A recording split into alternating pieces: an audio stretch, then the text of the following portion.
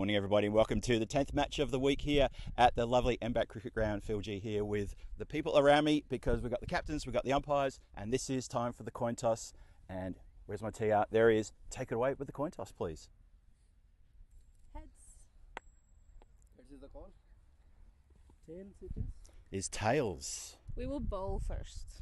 Switzerland win the toss, having a bowl first. A good toss to win, Danny. What do you think?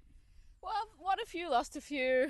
I think the conditions are pretty similar. We both have adapted to conditions now. It's the end of a long series, so it's nice to win always, and the team will support it, but we'll see how we go with the bowl. Fantastic. Just briefly about the conditions as well. Obviously, we've got the first match here this morning. It's going to be a nice change from yesterday afternoon when it was getting quite warm in the centre. Yeah. How is the team holding up with the conditions here at the ground this week?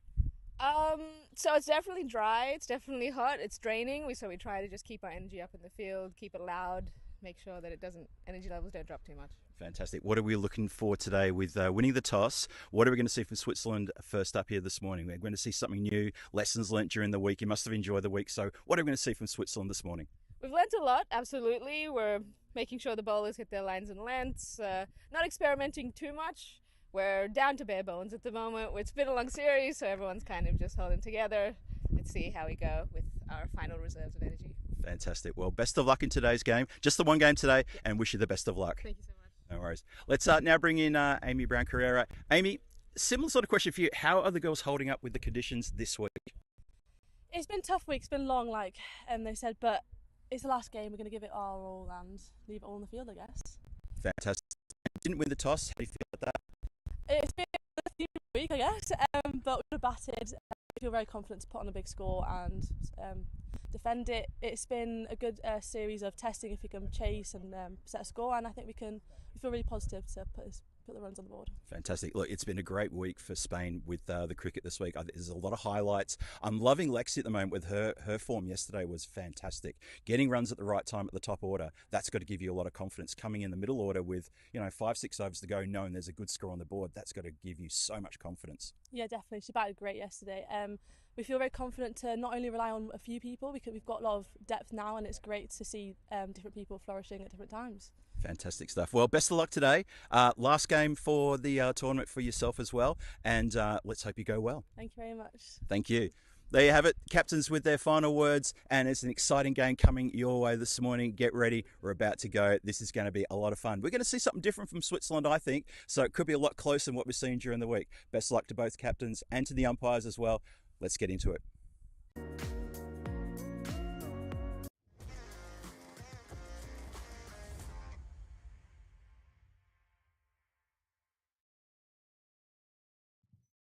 Good morning once again, ladies and gentlemen, and welcome to the MBAT Cricket Ground. Phil G here in the comms tent in the sauna, as it was christened yesterday in the last couple of days.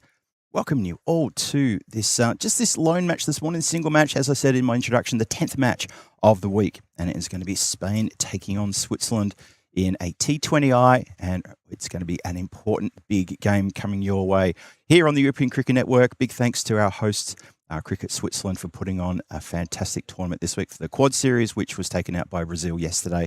And of course, we have a couple of little T20Is as well, with the hosts taking on the visiting teams in just these individual matches. And it's just a chance for Spain and Switzerland to go head-to-head one more time before Spain get to pack their bags, and Switzerland look forward to their next events as well. As I said in my introduction in my queries with the captains, let's see what Switzerland can bring to the table. Having watched them during the week, and unfortunately they haven't managed to win anything this week, you sort of feel that this could be their morning. This could be something quite special coming your way and coming their way as well. They've been surrounded by winning teams. Jersey, who stuck around for a few days before they had to unfortunately leave us a bit earlier during the week. Brazil, who won the yesterday's final and took out the championship. And of course, Spain, who is their opposition, who have had the wood over Switzerland this week as well. But they would have learnt a lot, have Switzerland. And I feel with each game, they're getting better and better. And a really good little comment that actually Alistair, who's sitting next to here pressing the buttons, said to this morning. He said, look, you know what, you only play as good as your opposition. And that's what we want to see from Switzerland, just to elevate their necessity level and just bring their game up a little bit by bit. It's not going to happen in a hurry, but it does happen bit by bit. And I think we might see a very different Switzerland this morning, taking on a Spanish team who's had a good week. They fell away to the wayside against Brazil in the final yesterday, but they still played a good game, still played a good week of cricket. So a cracking game on the cards here. We're about to start. And to the people in the chat who've been online since, well, probably about 9:30 this morning, thank you for sticking around. Time was pushed back. Organisers felt that everyone could just have an extra hour this morning. So everyone's refreshed. Everyone's looking very happy indeed. Cat Frost out there with Chacopali. The news from Spain is that Alexis Hartley is going to be the 12th player, giving her a chance to have a rest because she had a very big day yesterday, scoring a lot of runs yesterday. I mentioned in my intro talking to Spanish captain, ABC, Amy Brown Carrera, about the sort of confidence that the team must feel watching a player at the top order like that, getting into the runs nice and quickly. It's just got to be quite inspiring stuff. And yeah, she pretty much agreed with me. I thought that was a really good point. Cat Frost, who batted really well, albeit just with a slight injury as well. But she's come good now. It was the heat from yesterday. And actually the heat from all week has been so taxing on all the players. So I think they have been absolutely sensational. They have toiled under very tough conditions. It's a little bit cooler this morning. It's around about 26 degrees right now. And it's a nice change from 36 degrees yesterday. Well, 36 in the shade yesterday. Added a few more degrees to that. Hello to everyone in the chat. Thanks again for joining us. Chris Smith is in the chat. I saw Chris Edison as well. Rob Thompson Jr. from New Zealand. Nick the Brown Bear as well. Wonderful to see you all in the chat. I'll get round to you all in just a moment. I saw Paolo Campini lurking there as well as we start with the first ball. Cut in front of point. There's a boundary rider on the offside square who comes around to cut that one off, but a nice way to start. Bit of a loosener, just not too taxing on the players. Good length, just outside the off and pushed away nicely. Question in the chat, is Switzerland playing with 10 players? Absolutely not. I can see they've got 11 players. So don't worry about that. I'll just do a quick count for you.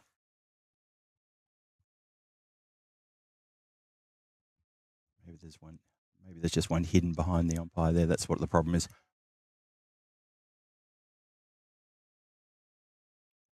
So I can confirm, and thank you, Sunny Yadav, for that question. Switzerland is playing with 11 players in the field. I can see them all there. We have two boundary riders, one at deep cover and one at deep mid-wicket. Every other player inside the circle. Nicely played. Just goes for the glance. Chacopal off the mark. So both Spanish Opens off the mark nice and easily. Oh, she hasn't actually managed to connect with it. I thought she got a little tickle on that one. No, it was a couple of wides. My bad.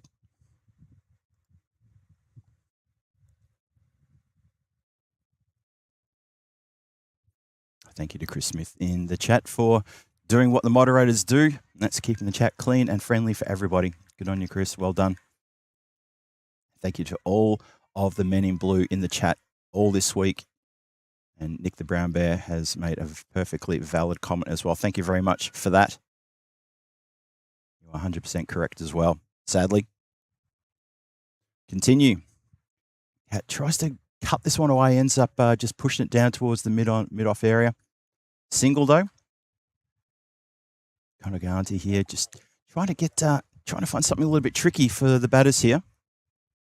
As I said at the top, no Alexis Hartley. She has been given a rest today after the Herculean effort she put in yesterday with the bat. Batted for 2 long periods of time out there in the centre in very warm conditions and fielding as well. Pushed into the covers for a dot ball. Good delivery that.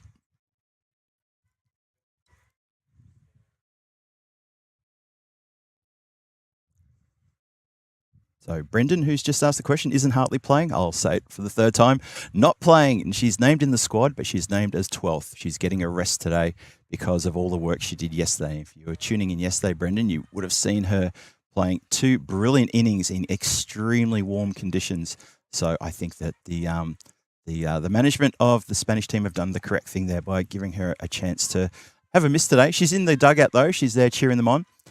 And as I said at the very top when I was speaking to the captain, said to Amy, that's got to, watching Alexis batting so well yesterday in tough conditions, it's got to be inspiring for the team to see that. And she wholeheartedly agreed. She felt that was something pretty special, although she's not going to be not batting today. She's listed as 12th in today's match.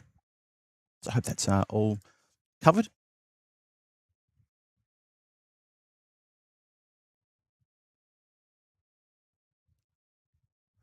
End of the first over. 7 runs from both teams. Kind of feel they're all just both feeling each other, just saying, okay, well, what sort of mood are we in? And it's a good over. It's a nice over. 7 runs from it only. And the two batters just getting bat on ball and working away a couple of singles and and a 2 in that over. So 7 for no loss after the first.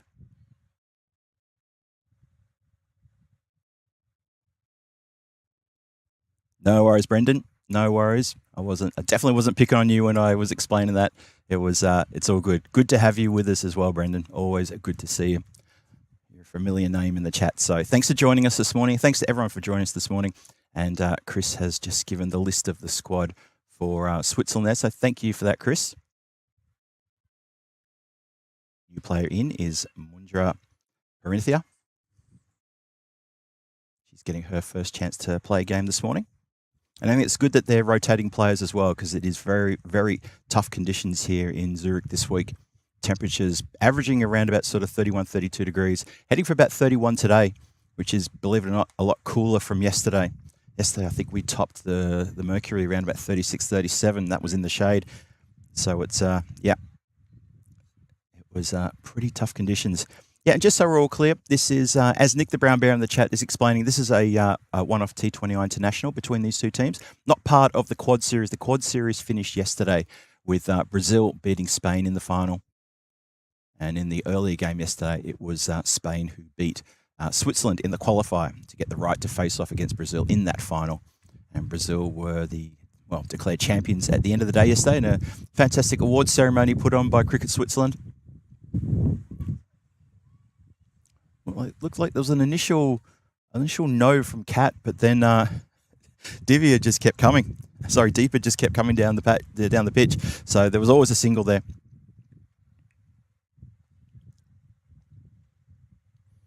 Yeah, good comment there, Brendan. Spanish cricket on the rise.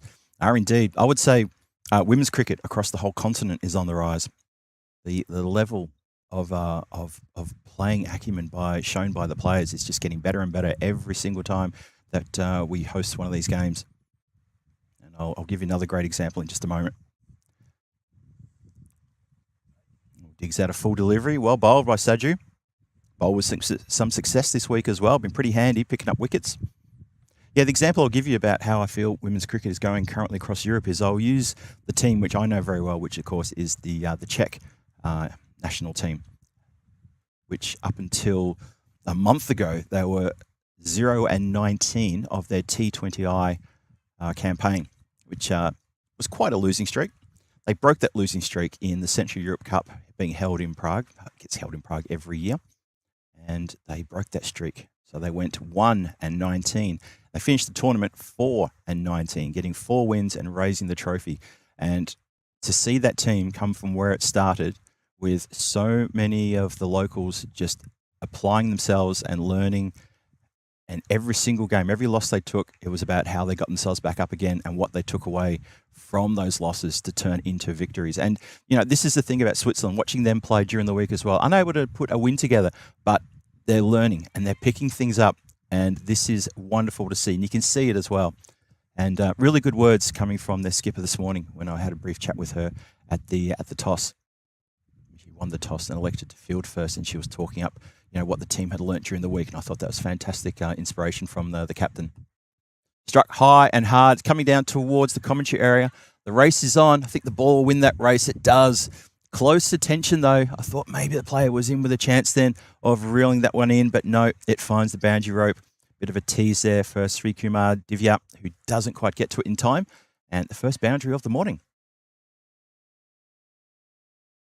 The score jumps up to 15. Saju with a good over. Sport, albeit though, by that lovely lofted drive over the covers. Safe as houses that shot, because obviously still inside the power play, And deep cover, didn't get a chance to come around to that, was hit a lot more straighter than that. Deep mid-wicket with not a lot to do out there. Let's see. Depends on where Sadhu can put the ball. She's going to stray onto the pads and put it on a length. And you never know. Deep mid-wicket may come into play pretty quickly. But they're the two deep fielders, deep mid-wicket and a deep cover. She sets herself now. 2 to come in the over. Swings hard at this one. This one does go straight to the deep cover fielder, who has a slight touch of the fumbles there. They're going to get back for a second. Throw to the bowler's end. Bowler wasn't quite ready for it. Strong arm, though, from the deep. Really strong arm. Interesting that I felt that the the batter who was running to the non-striker's end, she's looking out towards where the ball was thrown in from too. That's Rajan, who was got a great arm out there, just looking out there and thinking, well, I need to make sure I got my skates on them because I could have been really caught short. Good presence of mind for the outfielder to throw the bowler's end. That was where the possible run out was going to happen. Weeks this one out to deep mid-wicket. I said if it gets onto the pads, then deep mid-wicket will come into it, and right on cue. As Frost elevates. And for a single to finish the over.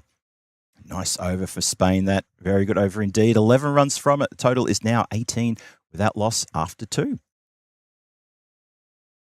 I'm not sure if she's lurking. She might be. But I want to give a really loud shout out to Tina Goff, the other half of G-Force, who put in a fantastic week this week, commentating firstly with Vinny at the start of the week and then with myself yesterday, and for a game also on Wednesday as well. And of course, with our special guest commentator, Henry Blofeld, who was in here as well. Tina, if you're listening, well done this week. Absolutely fantastic to get to work with you again. And I'm looking forward to the next time our paths cross, which I think is going to be very, very soon. G-Force, you can't keep G-Force away from the comms box. And also, we had a nice little visit yesterday from the office too. That was fantastic to see Nick and Roger pop down and say hello to us. So if they're listening, wonderful to catch you guys. Wish we had a better chance to have a proper catch-up, but maybe next time. So 18 on the board, 2 overs done. Frost facing up now.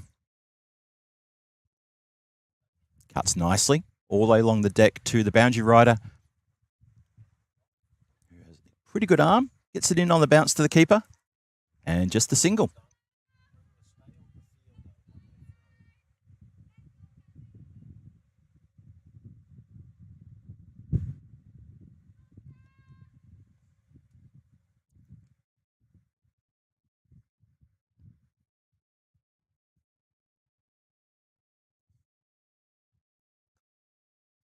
Punch down the ground there. And past the fielder, who sort of took a few extra seconds to get to it. And in the end, it's gone for a very good boundary. Really middled this one. Watch the fielder in the background there. Just took off a little bit slower and just caught a little bit unprepared. Nice strike there through the mid-wicket area. Very straightish mid-wicket area. Good shot.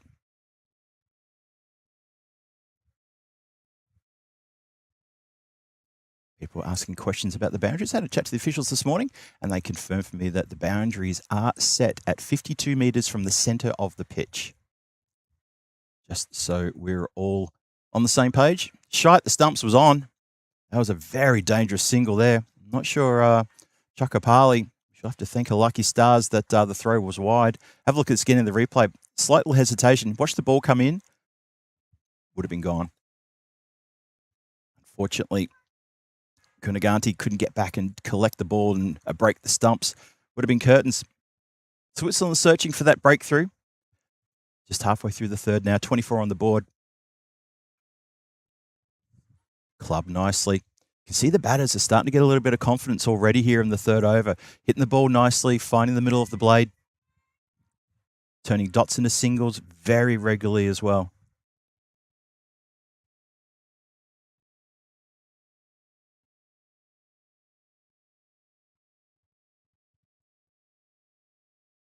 Interesting comments in the chat saying can only hit 4. Not sure about that. Maybe watching the wrong stream. I'm not sure. This is nicely played. Slightly down the dip. This field has a little bit of a curve to it, and it goes down the hill towards the boundary rope, and she finds the boundary yet again. So they are getting at the boundaries. They are indeed doing that, but they're also peppering the singles and the twos in between those boundaries. So this is very good scoring from Spain.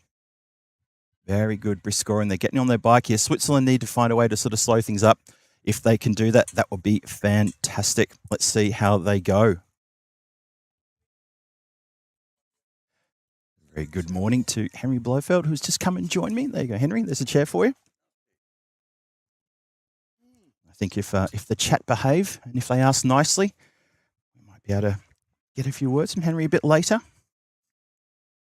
Let's make sure he's nicely settled in here next to me. Good morning, sir. Good to see you. I'm doing very well, thank you. Doing very well. And that is the end of the over. I tell you who else is doing well. That's the Spain team. They're 29 for no loss after 3. And both batters getting into the runs, into the teens now, both of them. And Switzerland, well, they're letting a few boundaries occur in the last couple of overs. 2 boundaries in that previous over. So 11 runs again off that third over, 11 runs off the second over as well. So a little bit of work to be done here. Switzerland still inside the power play. Love to try to find a way to dislodge 1 or 2 of these batters. But Spain looking comfortable, looking confident. Really good to see.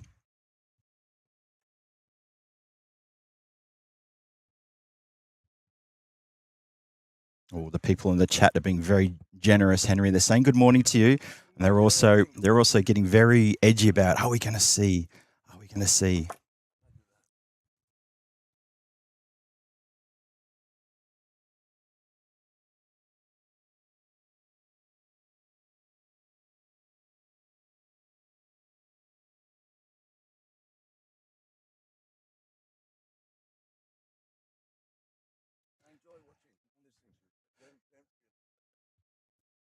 Nice bit of fielding there by Rajam. Definitely my pick of the fielders this week. I think she has patrolled the boundary rope beautifully. She knows the ground well, so she knows when to slide and where to slide to save the ball. Really strong arm too. And not afraid to get the body behind the ball to protect that boundary. That's the kind of person you want on the boundary rope. So well done to her.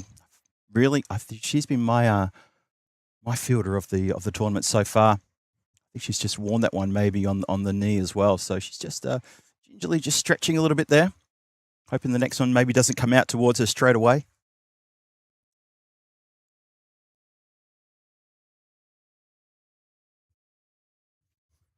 Left-handed deeper now, facing up to Danuka, who's been given the ball. Bunny.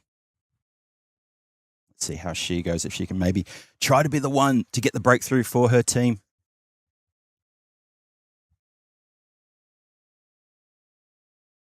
So far, though, 1 and a dot. Expect Varney here to use her experience. And that is pushed through the covers. Lovely shot. Boundary Rider has made a bit of a mess of that. Boundary Rider was all over that, made all the ground to get to it, was very well settled. And then just at the last minute, took the eyes off the ball and it's gone straight through her and it's found the boundary. Watch this one more time. I'm sure the fielder out there won't want to see this one again. No, indeed. It just hit that little baseball mound out there and just maybe picked up a little bit of pace, completely bamboozled that. And another boundary added. So boundaries happening regularly, but also the good running between the wickets, the singles. And there's a good example there of a ball that gets right away from the fielder who's a little bit disappointed with herself. But I think Saju can't be too upset with herself there. She stopped the ball, but it bounced away and the batter's onto that lightning quick and ran through for a single. Good running between the wickets with Spain. Definitely been a hallmark of their week so far. Lofted down towards a bit of a straight cover position. And once again, it's one of my favourite outfielders there, Rajan, who gets around and fields the ball, just the one. 36 for no loss with one more ball to come in the innings. I can see the chat being well behaved right now. So I'll tell you what we'll do. Maybe in a few more over time, we'll get Henry onto the... we'll give him a headset. See if we can get a few words out of him on this lovely morning here. A much nicer morning than what we had yesterday. Very tough conditions out there in centre and also for the officials as well yesterday. But this morning is a little bit better, a little bit more brisker. Not much for a breeze though. 36 for no loss. And 4 overs gone. So Bit of work to do there. Good over. 7 runs from it. Good over for Switzerland. Put the brakes on a bit. Vanni Danuka did pretty well there. Still 2 more overs to come in the power play.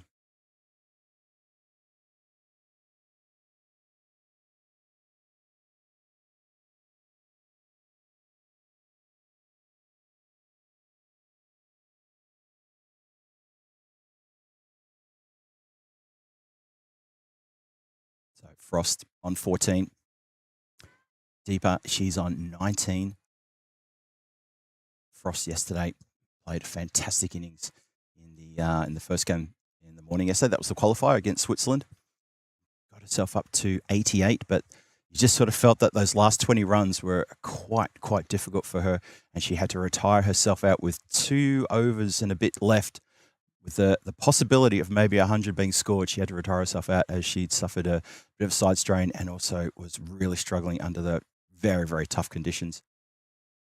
Hit straight to the fielder there, who holds her nerve as that ball just bounced slightly awkwardly off the deck, and she took it just in front of her face there. Nice bit of fielding, good defensive fielding there. Well bowled. Good length from Rajan as well. Gets Frost swinging on what she was hoping was going to be a good length delivery, maybe a half volley, and try to just pummel it over the cover and misses. And some nice glove work as well. That's what Switzerland need now. Need a nice tight over here. Just need to try to get that pressure back on the batters, who just in those first few overs seem to have things pretty much their own way. 36 for no loss just here at the beginning of the 5th, as the umpires are having a discussion about the ball now, I think. No, he's just taking the ball. They're having a discussion about something else there. So now they are. 2 umpires out in the centre there doing a great job. And the officials have done a great job. Let's just remember the officials are also out there in the centre with the players, and they are toiling away as well. They've had a good week too.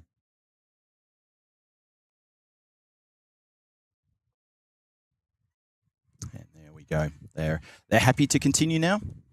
Whatever was to be discussed has been discussed, and a resolution was reached, and that's the important thing as we continue now. Only 2 balls in the 5th bowl.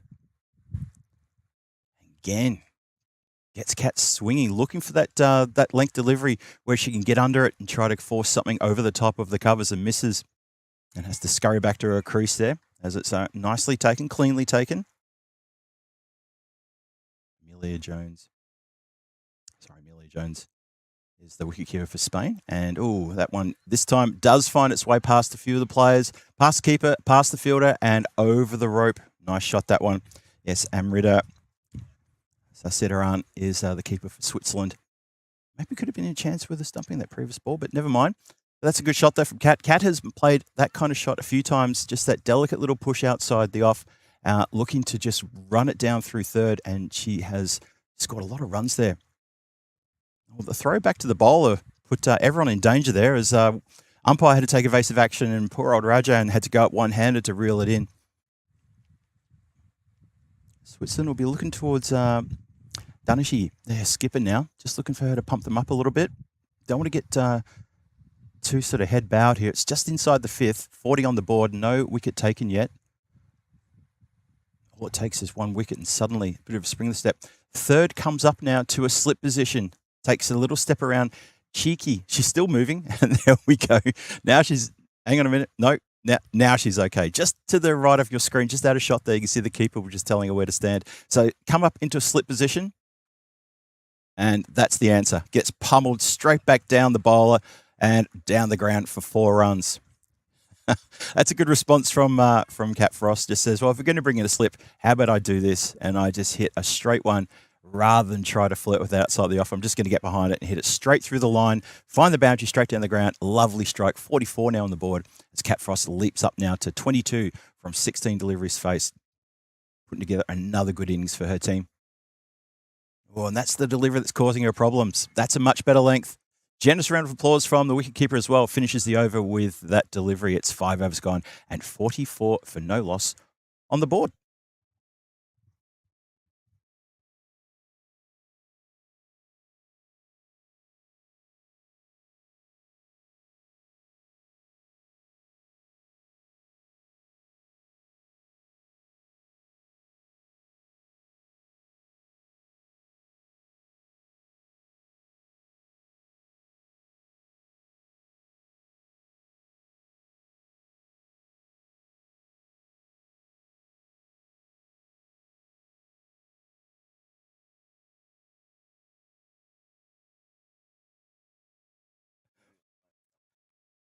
One more over to come before the drinks break. So 5 overs gone, 44 on the board.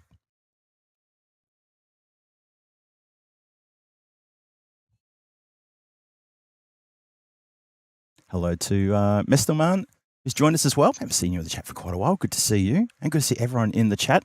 Thanks for joining us here today for this just this one game we've got today, this T20IW between Spain and Switzerland. And currently Spain just definitely have edged themselves ahead here. Currently 44 for no loss.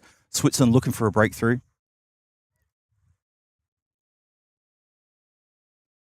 Gets through the infield despite the desperate dive there, but no chance of any extra runs. Barney Danuka with the pill. Let's see if she can try to force a bit of an error here. Need to try to find a little chink in the armour here to Switzerland. Moving the field around. This is it's good to see that the field's been moved around, not going with a premeditated field setup and adapting to what's happening out there in the centre. I think it's really good from the bowler and the captain to work together and bring a few fielding changes as they see fit. Slapped, not quite middled. That is a terrific bit of fielding in front of us here. Once again, it's that player, Rajan. I've got a lot of time for her because she is lightning quick across the field. She times the slide to perfection. Not the first time or the second time we've seen this in action. Watch this. That is brilliant stuff. Absolutely brilliant. Just missed the slide there, but the arm is brilliant as well. Good work. Very good work.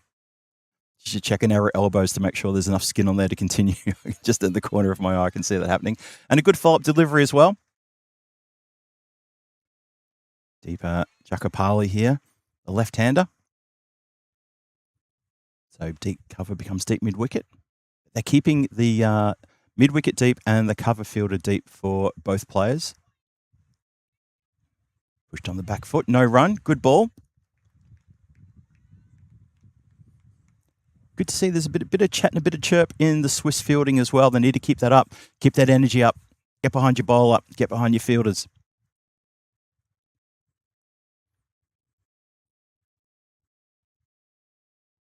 That's played really nicely. That's going to run away. Just a little bit too much width given there and outside the off and pushed away really, really well. Middled this one, and that's headed out towards the car park for a boundary. Yeah, not a good ball, that. Too much width. The 50 up with that shot as well. It's 50 for no loss with just one more ball to come in the power play. Both players into the 20s now. Cat Frost on 23 from 18. Deepa has just overtaken her now, 24 from 17. Both players have a number of boundaries to their score as well. 7 boundaries scored already this morning in the power play. Oh, that's going to go down leg. Looks like it's missed a lot. As the shadow of a very large bird is circling us here, just in front of us. What does it know that I don't?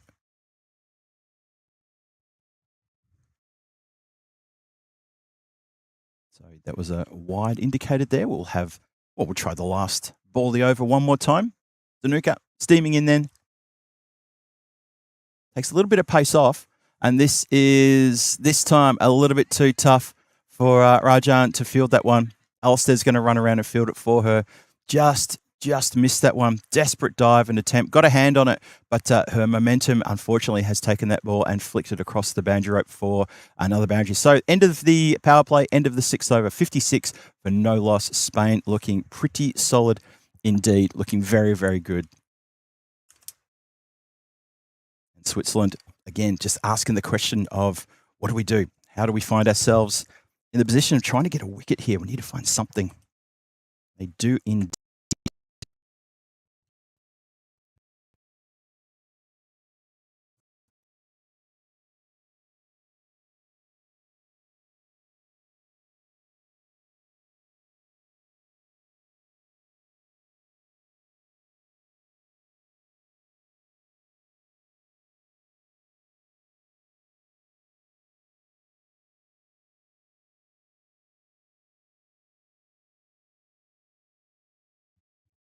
So the players are taking a well-deserved drinks break, and so are the officials as well. And look, the chat has been very well behaved this morning, and I tell you what, I think it's time to throw you a bit of a treat here on this lovely Peacock Friday. That's what it is. Today's Peacock Friday, and hope you're wearing your Peacock shirts. And it's time to bring in Well, someone who has entertained us this week and has entertained, well, let me say the world for the last 60-odd years, Henry Blofeld, thank you once again for joining me this morning. It's wonderful to have your company here. Well, it's great. It's great. I just love watching cricket. No, this is terrific, and what fun it is. It is, isn't it? We've had such fun over the whole week with the tournament and everything else, and Brazil, worthy winners, and we're continuing today. I can't have enough of it personally. I think it's terrific. And I mean, this is the third time, in fact, these two sides, Spain and Switzerland, have played.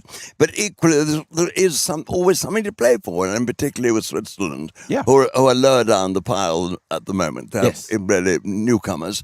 But they're doing jolly well, and it's good to see them gaining momentum, as it were. I totally agree. And I think it's really good that at the coin toss, I was having a quick chat with the captain, Danishi, and she even said that. She said, well, look where we've been this week. We've seen Brazil play. We've seen Spain play, we've seen Jersey play, and we're picking up little nuggets from that, and that's what we're trying to put into our game. So it's great to see they are trying to adapt and pick things up, which, you play as good as your opposition, and if your opposition is good, then you raise your level. And even she acknowledged that, and I thought that was such a mature comment from the youngster. Really, really good to see. In a word, it's called experience, isn't it? It is simply experience, yes, exactly. Sort of like how I feel commentating here with you, Henry. Well, it's terrific to be doing it. I mean, it really is. Wonderful to have your company. Well, again. it's ridiculous, isn't it, that I finished doing Test cricket, nearly 10 years ago. Yes. But I get just as much enjoyment out of this as I ever got out of a Test match. The T20 game is pretty special, isn't it? You can understand why it is such a popular format of our favourite game. Well, you can. I mean, I think there are lots of inherent dangers in it all, but we won't go into that. I mean, a tournament like this, a T20, is marvellous because you couldn't imagine a tournament like this involving two innings cricket. True, very true. We start the seventh over with a lovely push down the ground, but just a push down the ground for a single, keeping that scoreboard ticking over. Not too many dots in the last, inside the power play. And this Spanish team looking pretty good now, marching up to 57 for no loss. Switzerland still looking for that elusive first breakthrough. Which they were doing yesterday. I mean, the Switzerland were not tight enough, were they, at the start? I mean, they didn't come out really in top gear. When they bowled the first 2 or 3 overs with just looseness, they shouldn't have been doing that. They should have been there absolutely ready to go right at the start. Yes. There was some bad bowling early. Rajan puts a wide ball. Just to emphasise your point there, Henry, just a couple of little wides creeping in already in this part of the game. And, well, if you're trying to tease a player to chase something that far outside the off or leg, I'm not sure if that's the right game plan. No. And again, better. Draws a false shot and taken by the bowler. That is a lovely caught and bowled. So revenge there for the bowler as Rajan manages to hold on to a climbing return catch. Got a lot of airtime, and it's come down in her hand. She had to pedal back quite a fair way from where she was. Ends up taking this probably about 2 meters off the pitch and almost alongside the stumps. So very good presence of mind, staring into that lovely big shining orb that seems to hang in the sky quite relentlessly every day, all the time. That's the sun. So she dealt with the sun, she dealt with the ball, and she's caught it. First breakthrough. There it is. Yes, it was just, she very nearly judged it wrong, didn't she? But she got it right in the end. Well done, her. Yeah. But that's the breakthrough. Switzerland must get into the habit of making sure the score is not 57 for 1, but 7 for 1. That's what don't they? Yes. They didn't make enough impact in the early overs this morning. Yep. They really didn't. Yep. But this again, it's all part of the same argument. With experience, it will come. Yes. And it's easy for us to sit here and say, well, they didn't do very well at the start. They didn't do very well. But the fact is, it is all part of a learning curve, and let's forget it. Absolutely correct there. I mean, the thing we talk about the power play as an opportunity for the batting team to, use that to their effect with only 2 players allowed out, and they can score runs, they can play briskly. But then you look at the flip side of the coin, which is the bowling team, who have to be tight, they have to be attacking, they have to be putting pressure on the batters. They can't just allow the batters to dictate terms in the power play. Otherwise, the game is over by the end of the 6th over. Well, this is right, isn't it? Absolutely. So a good breakthrough there nonetheless. So well done to Meghna Rajan. Oh, yes. Very catch. well done. It's going to bring Naomi Hillman-Burmo out to the centre. See how Naomi goes. Starts with a bit of a square drive. It goes just backward a point.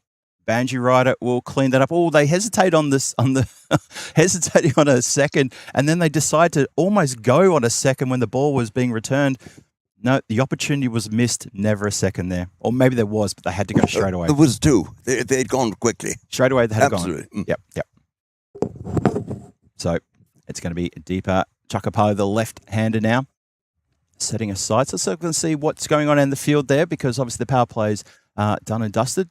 We've got someone behind square on the boundary. We've got a very squarish mid-wicket. Well, that's gone through the batter and the keeper, and that I fear is going to run all the way to the boundary rope.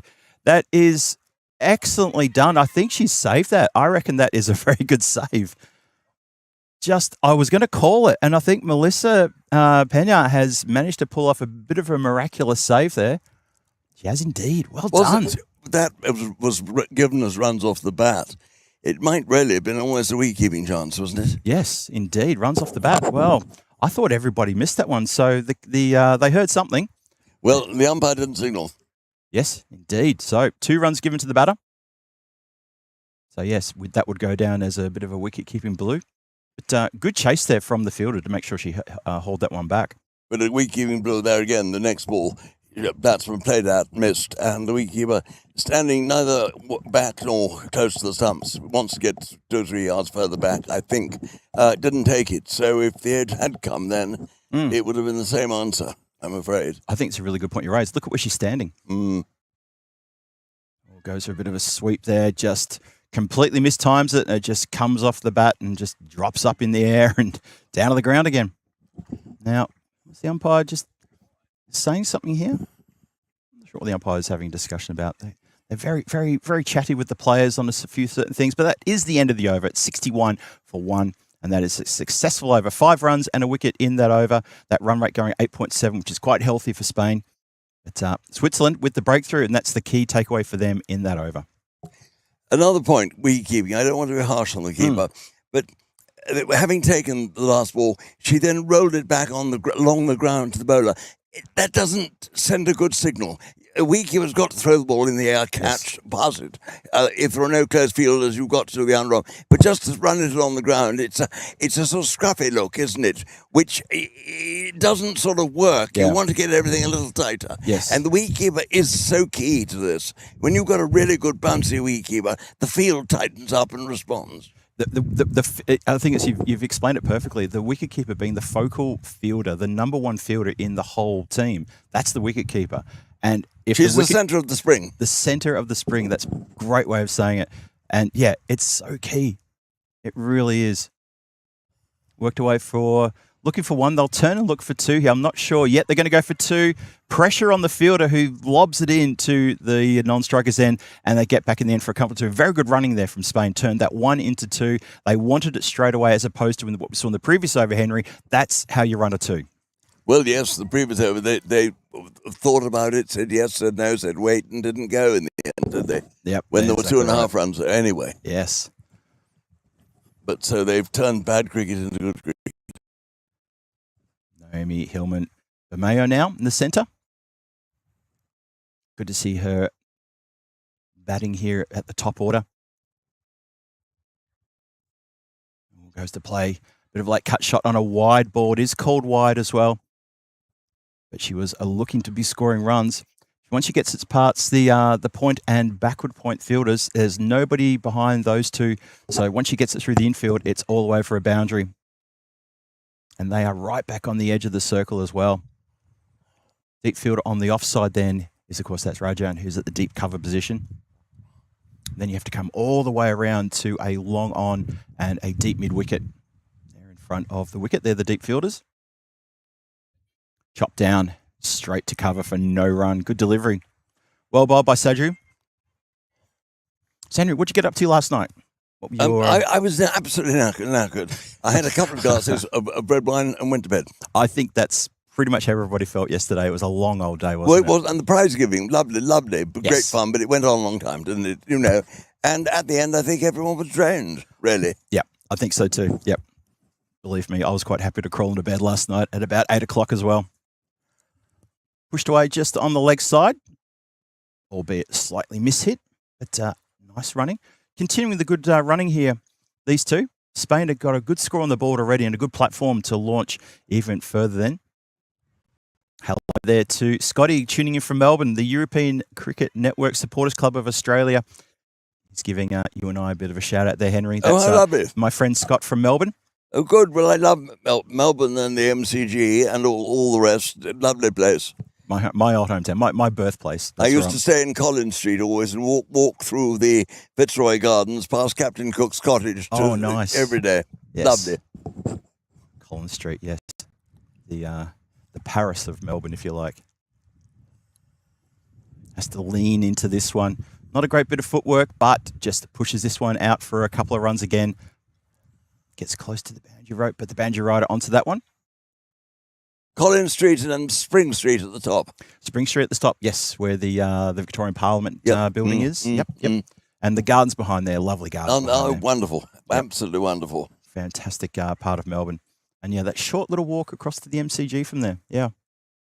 Very nice. Yes, I've had some very, very happy conversations on the way. In the old days, we used to stay at the Windsor, the old Windsor Hotel. I know in the Spring Windsor Street. very well, yes. You remember? Yes. Which is very much the home of cricket, wasn't it? Yes. At that time. Oh, yeah. And a friend of mine who went to high school with, she ended up working at the Windsor for many years. Lovely hotel. Hit slightly uppishly towards deep mid-wicket. But just the one. They don't chance a second one there. So runs still coming quite consistently at the moment, but no real heavy acceleration. Still going at 8.7 at the moment, but that is still one more to come. There's still, we're inside the eighth. 68 for one. Projected score around about the mid-170s at the moment. But you kind of feel with only one wicket down and still plenty of overs to come, there'll be some acceleration coming in the next 4 or 5 overs. Anyway, here we go. Last ball of the eighth coming up. Someone's appealing and given. Well, that now the batsman can't believe it. Batsman can't believe it. Nope. The lone appeal came from deep cover and been given. Well, hang on a second. No, it hasn't been given. I'm not sure what's going on there because there was an appeal. I thought the umpire put his finger up. Did I not see that, crack, Al? How strange. I thought the umpire waited and then in the usual way the umpires have been a bit sort of... Sadly, when I was batting, indicating. the umpire was never in doubt. He always got the finger up. I think maybe he pointed at something instead rather than actually put the finger up to say out. So no, not out. That was probably exactly what it was, Al. Thank you very much. So the umpire maybe just had to shoo a fly away. But about 4 seconds after the appeal, the hand came up, and I thought, well. And I think for a moment there, you're absolutely right, Henry. Even Naomi, the batter standing there, just gave a look as though to say, really? And no, the umpire was just waving something away in front of his face. Astonishing. Anyway, 68 for one, 8 overs gone. You remind me actually of saying an appeal from deep cover. Middlesex were playing once, and Walter Robbins, who was captain of Middlesex, fielding at cover. And a tremendous appeal that he made for LBW, and the umpire gave it not out. And when Walter Robbins came into bat and took guard, the umpire looked at him and said, "Would you like guard from over the stumps or from deep cover, Mr. Robbins?" That is quite good from the umpire. The answer is not available. I'm sure. Yeah, no, we'll wait until we're off the air to talk about what the response was as we start the ninth. Naomi comes out of a crease and pummels this one down the ground. Oh, good work there from the fielder who takes one on the shoulder. There's hesitation on the second run, and it's not taken cleanly. Rajan spills it at the vital moment, and I think maybe her shoulder broke the stumps instead, but she did not have the ball anywhere near her. Have a look at this one more time in the replay. Takes a bit of a bounce there. They go for the second run on the mishap. Oh, a better throw and a bowler behind the stumps could have maybe affected that in the end. Rajan jumps in front of the stumps to try to retrieve the ball. Whoa, that is a great example of what happens on this ground. That ball has travelled very quickly. It's hit something, gone straight over the top of the fielder in the covers, and I mean straight over her head. And that's poor Avani Danuka, who's not the tallest person. If she had been, she might have warmed that one over her head and has gone all over the boundary for 4. And not by design, but by accident, a boundary. She's lucky she hasn't got to make an urgent dentist appointment for tomorrow morning. Oh, you're not wrong. That was Horrid, wasn't it? that was a bit of a look away moment. Indeed. Bad luck on the fielder. Very bad luck on the fielder. Good bit of luck there for Naomi Hillman-Bermeo, who's found a bit of form now. She's had form all week, to be honest. I think her batting's been very, very good. I've called her a couple of innings as being cameos, and the cameos have turned into something quite exceptionally good. I've also got eyes on Vanni Danuka here. I think she's still a little bit reeling from that ball that almost took off, like you say, Henry, almost sent her off to the emergency dentist. She's now sort of retreated towards the point area, just having a chat there with one of her teammates. But Yes. yeah, okay. I don't think it hit her on the way through, did it? I don't think it did. No, I think she would be in a little bit more strife there. The umpires are just come together to have another little conversation. I think they're having a chat with the Swiss captain. Not sure what that's about, but then a little bit concerned about something. We'll try and find out what the discussion's about. Interesting. Do umpires get involved too much these days? Question mark. I'm asking you. I'm not sort of asking. Yeah. Do they get involved too much? I think at this level they do. I don't think at international level. I think from what I've seen, I think it's okay. I don't think that's not something I've noted, but I find maybe I get a little bit too involved at times. It seems to me there have been an awful lot of stoppages.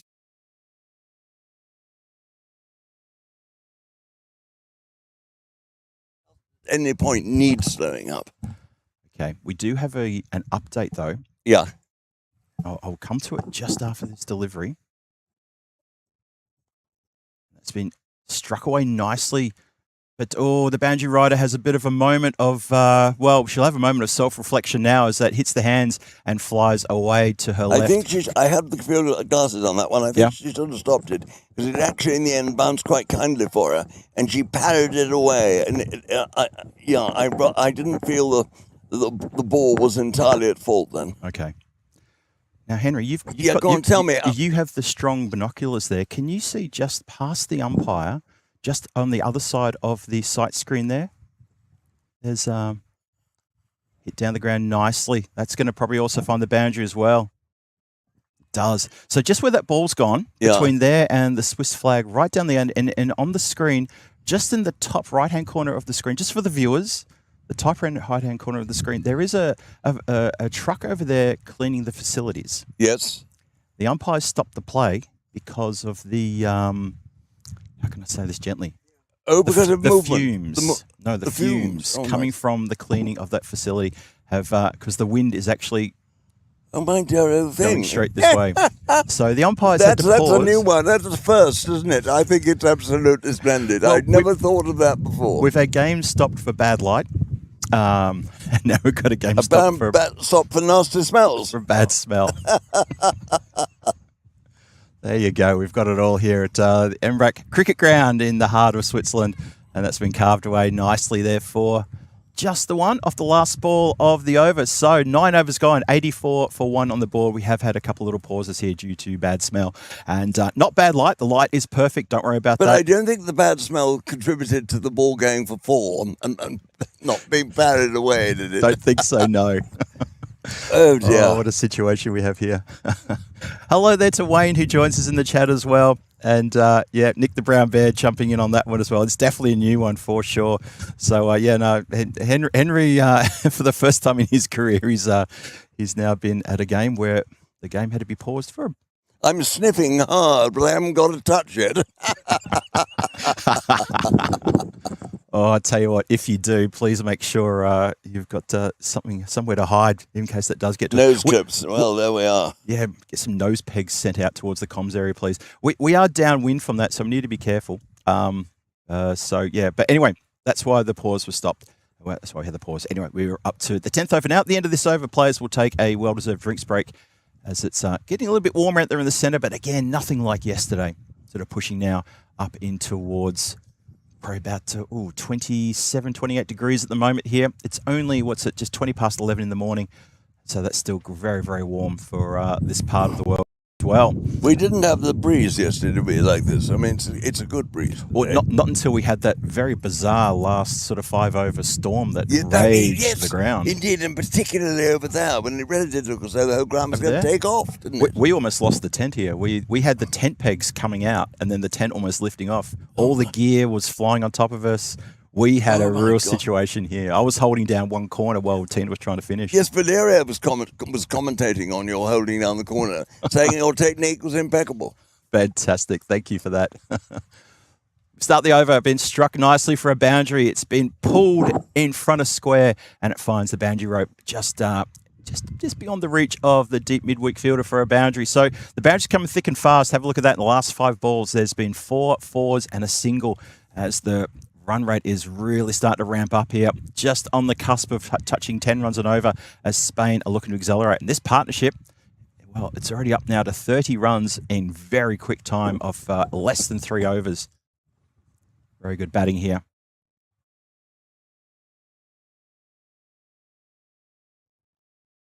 And a tentative push. The straight ball gets a bit of respect from Naomi Hillman. Bermeo doesn't want to sort of try to hook this one across the line and is content to push for a very quick single. Good running between the wickets between these two. Is what Switzerland desperately need is a bowler who can come on and just be guaranteed to bowl 3 or 4 overs at this stage, which are going to go 5 runs each or Yes. something of that sort, don't they? Something like that. Somebody yes. who is steadier than anyone they've got at the moment.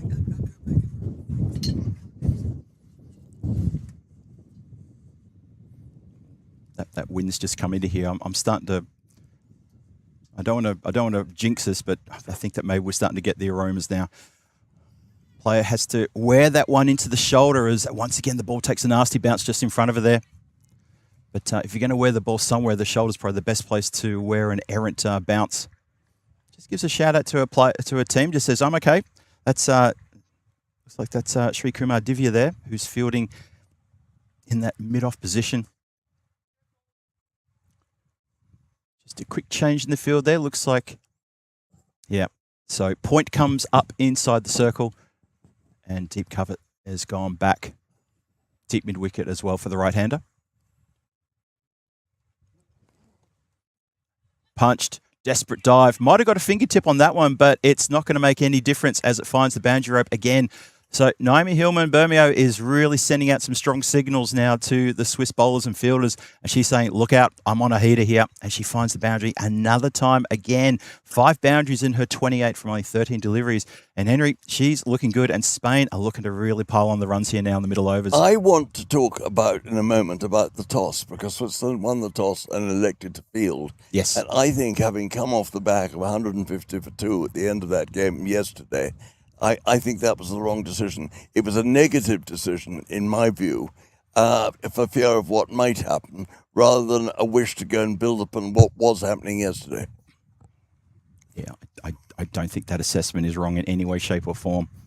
Straight to the fielder, but they were almost already home. The ball does hit the stumps, but batter was well and truly home as the cleaner of the facilities drives away in his truck and says, I'm done here. Everything is clean and fresh, so we shouldn't have any more interruptions like that. Henry, to your point, I think that is a very good observation, and I wholeheartedly agree with that. It's it was a defensive call. It was not an attacking decision to take the bat first, and I would have liked to see Switzerland bat first. I think that would have been a very good move for them. I think it would have given them their only chance of winning this game, I personally think. Amy Brown Carrera, when I had a chat with her after the toss was made, the captain of Spain, even she said she would have batted first as well. So it kind of all went in their favour, really. Well, Played yes. nicely. Yep. So there you go. So one of those things about experience and about a game plan and executing a game plan. But so far, Switzerland It's with only just one confidence, wicket. isn't it? If you've got the confidence to back yourself, back yourself to go and score 200 or 170, fine. But they haven't got the confidence, and I'm afraid that's it at the moment. It's all part of a stage of development. Yes. And people may think we're being much too critical. Yes, we are, because when you're playing international cricket, obviously you get judged by much higher standards than if you're playing at a lower level. Yes. Therefore, you are going to be criticised. But I'd like to think this is objective rather than subjective in a way. I mean, it's criticism that I hope that will lead to getting things better in the future. Yeah, no, I totally agree. I think that's a really valid point. You know, this is positive, constructive discussion about, you know, tactics and about what other teams do. And no team and no captain should look to reinvent the wheel because it's been done so many times in the sport. It's about learning the best practices and going on from there. I agree entirely. 96 for 1. Turnover's gone. There was no drinks break taken then. Maybe they're electing to take the drinks break maybe in a couple of overs' time.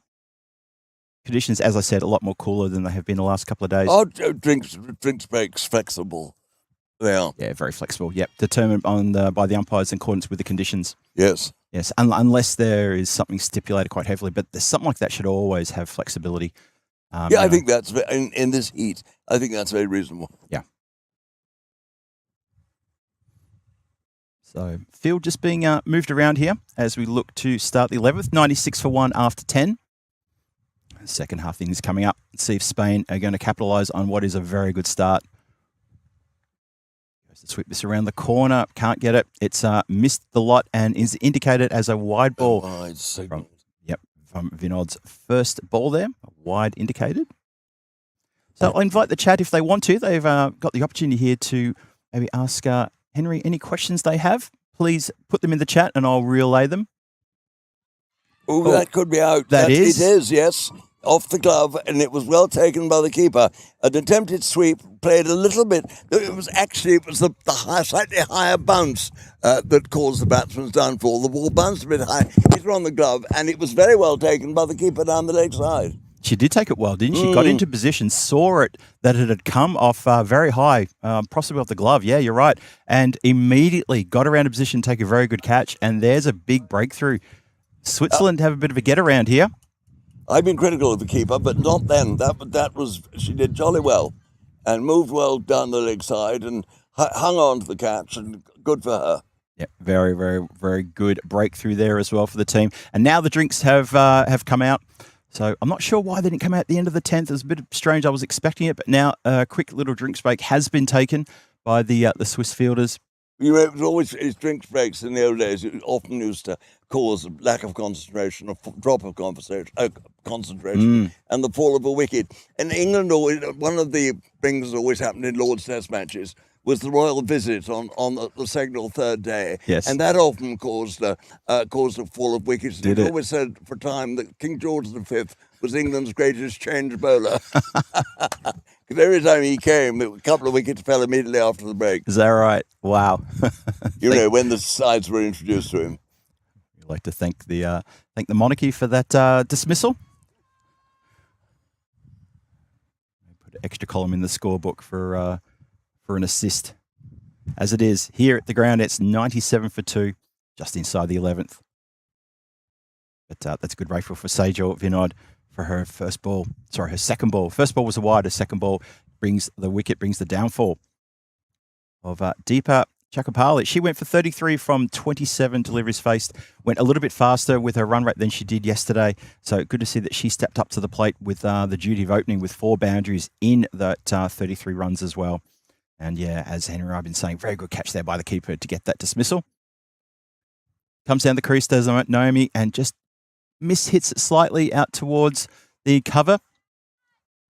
Boundary rider collects up and throws that back. 99 for 2. Amy Brown Carrera has joined her captain out there in the centre with Naomi. So it's the couple of the hyphens out there right now. Let's see how they go. Well, was very well bowled, wasn't it? Almost didn't know how to play the ball. Ended up being a bit of a nothing shot, wasn't it?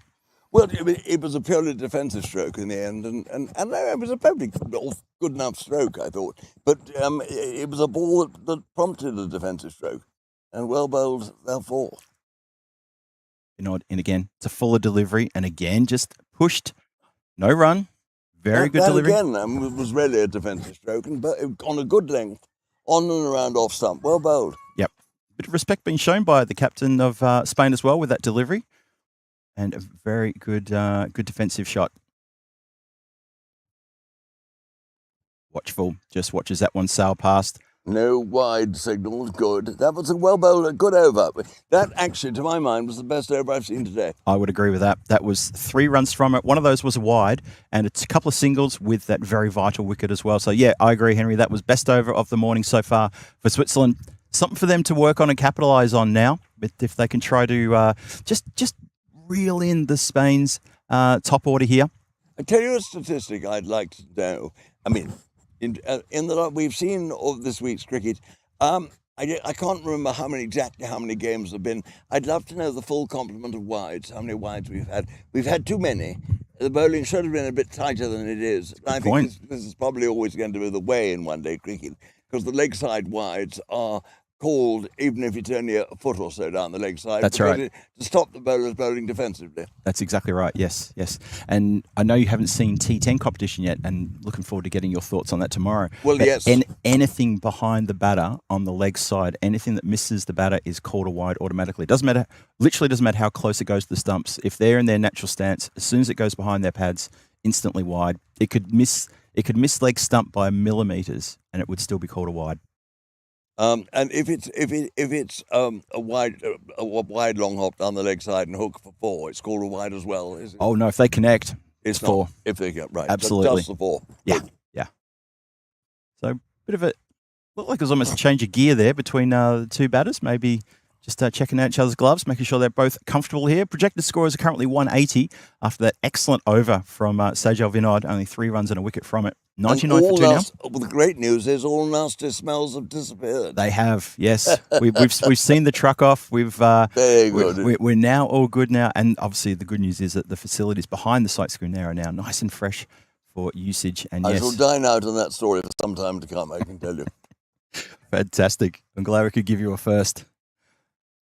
So keeping those runs ticking over, and that'll be the 100 up for Spain women as well. They moved to 100 for 2 at 11.1 overs, and the dugout probably haven't quite clued in. They should be checking out the board just next to us here. And now there was a bit of a shout out from the dugout to say, well done, ladies. Well done indeed. 100 for 2 in the 12th over. They've got a little bit tighter. There's been a slight change in the last 2 or 3 overs, hasn't there? Switzerland have just pulled it back a bit. They have, yeah. Well, the run rate's now dropped down to an even 9. With Metagod here, the captain, bringing herself onto bowl, which I think is a pretty good move. Let's see if she can try to maybe sort of find something, try to dig deep and find something here, a way to break this partnership. And something that you said before, Henry, about if it's, you're 70 something for 1, wouldn't you rather have your opposition at 7 for 1? An early wicket, and I mentioned this yesterday too, but it's the fact that Switzerland was struggling to get wickets in succession close together. There's always been good partnerships that have been happening. Indeed. So if they can try to break that cycle, try to break that circuit, and find a way to find a wicket in the next over or 2, it just gives that little bit of buoyancy, a little bit of belief. But the trouble is the bowling isn't tight enough. The new batsman comes in, gets a couple of long hops, and he's got 8 runs on the board before he blinks.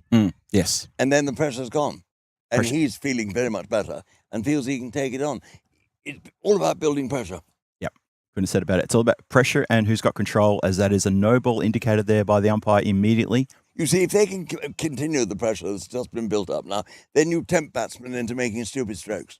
Yes. And then you get wickets. The whole thing then unravels a bit. So true.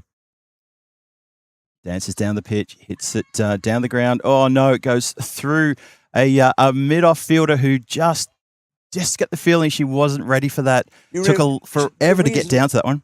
She was tall, but the reason she didn't do that, she didn't throw her half the ball. If you get the ball's coming, you've got to watch it into your hand. Watch it into the hands. That one didn't bounce awkwardly for her. No, it absolutely just went not. absolutely straight through. That was a poor piece of fielding. It really was. Yep. In any class of cricket, that was bad.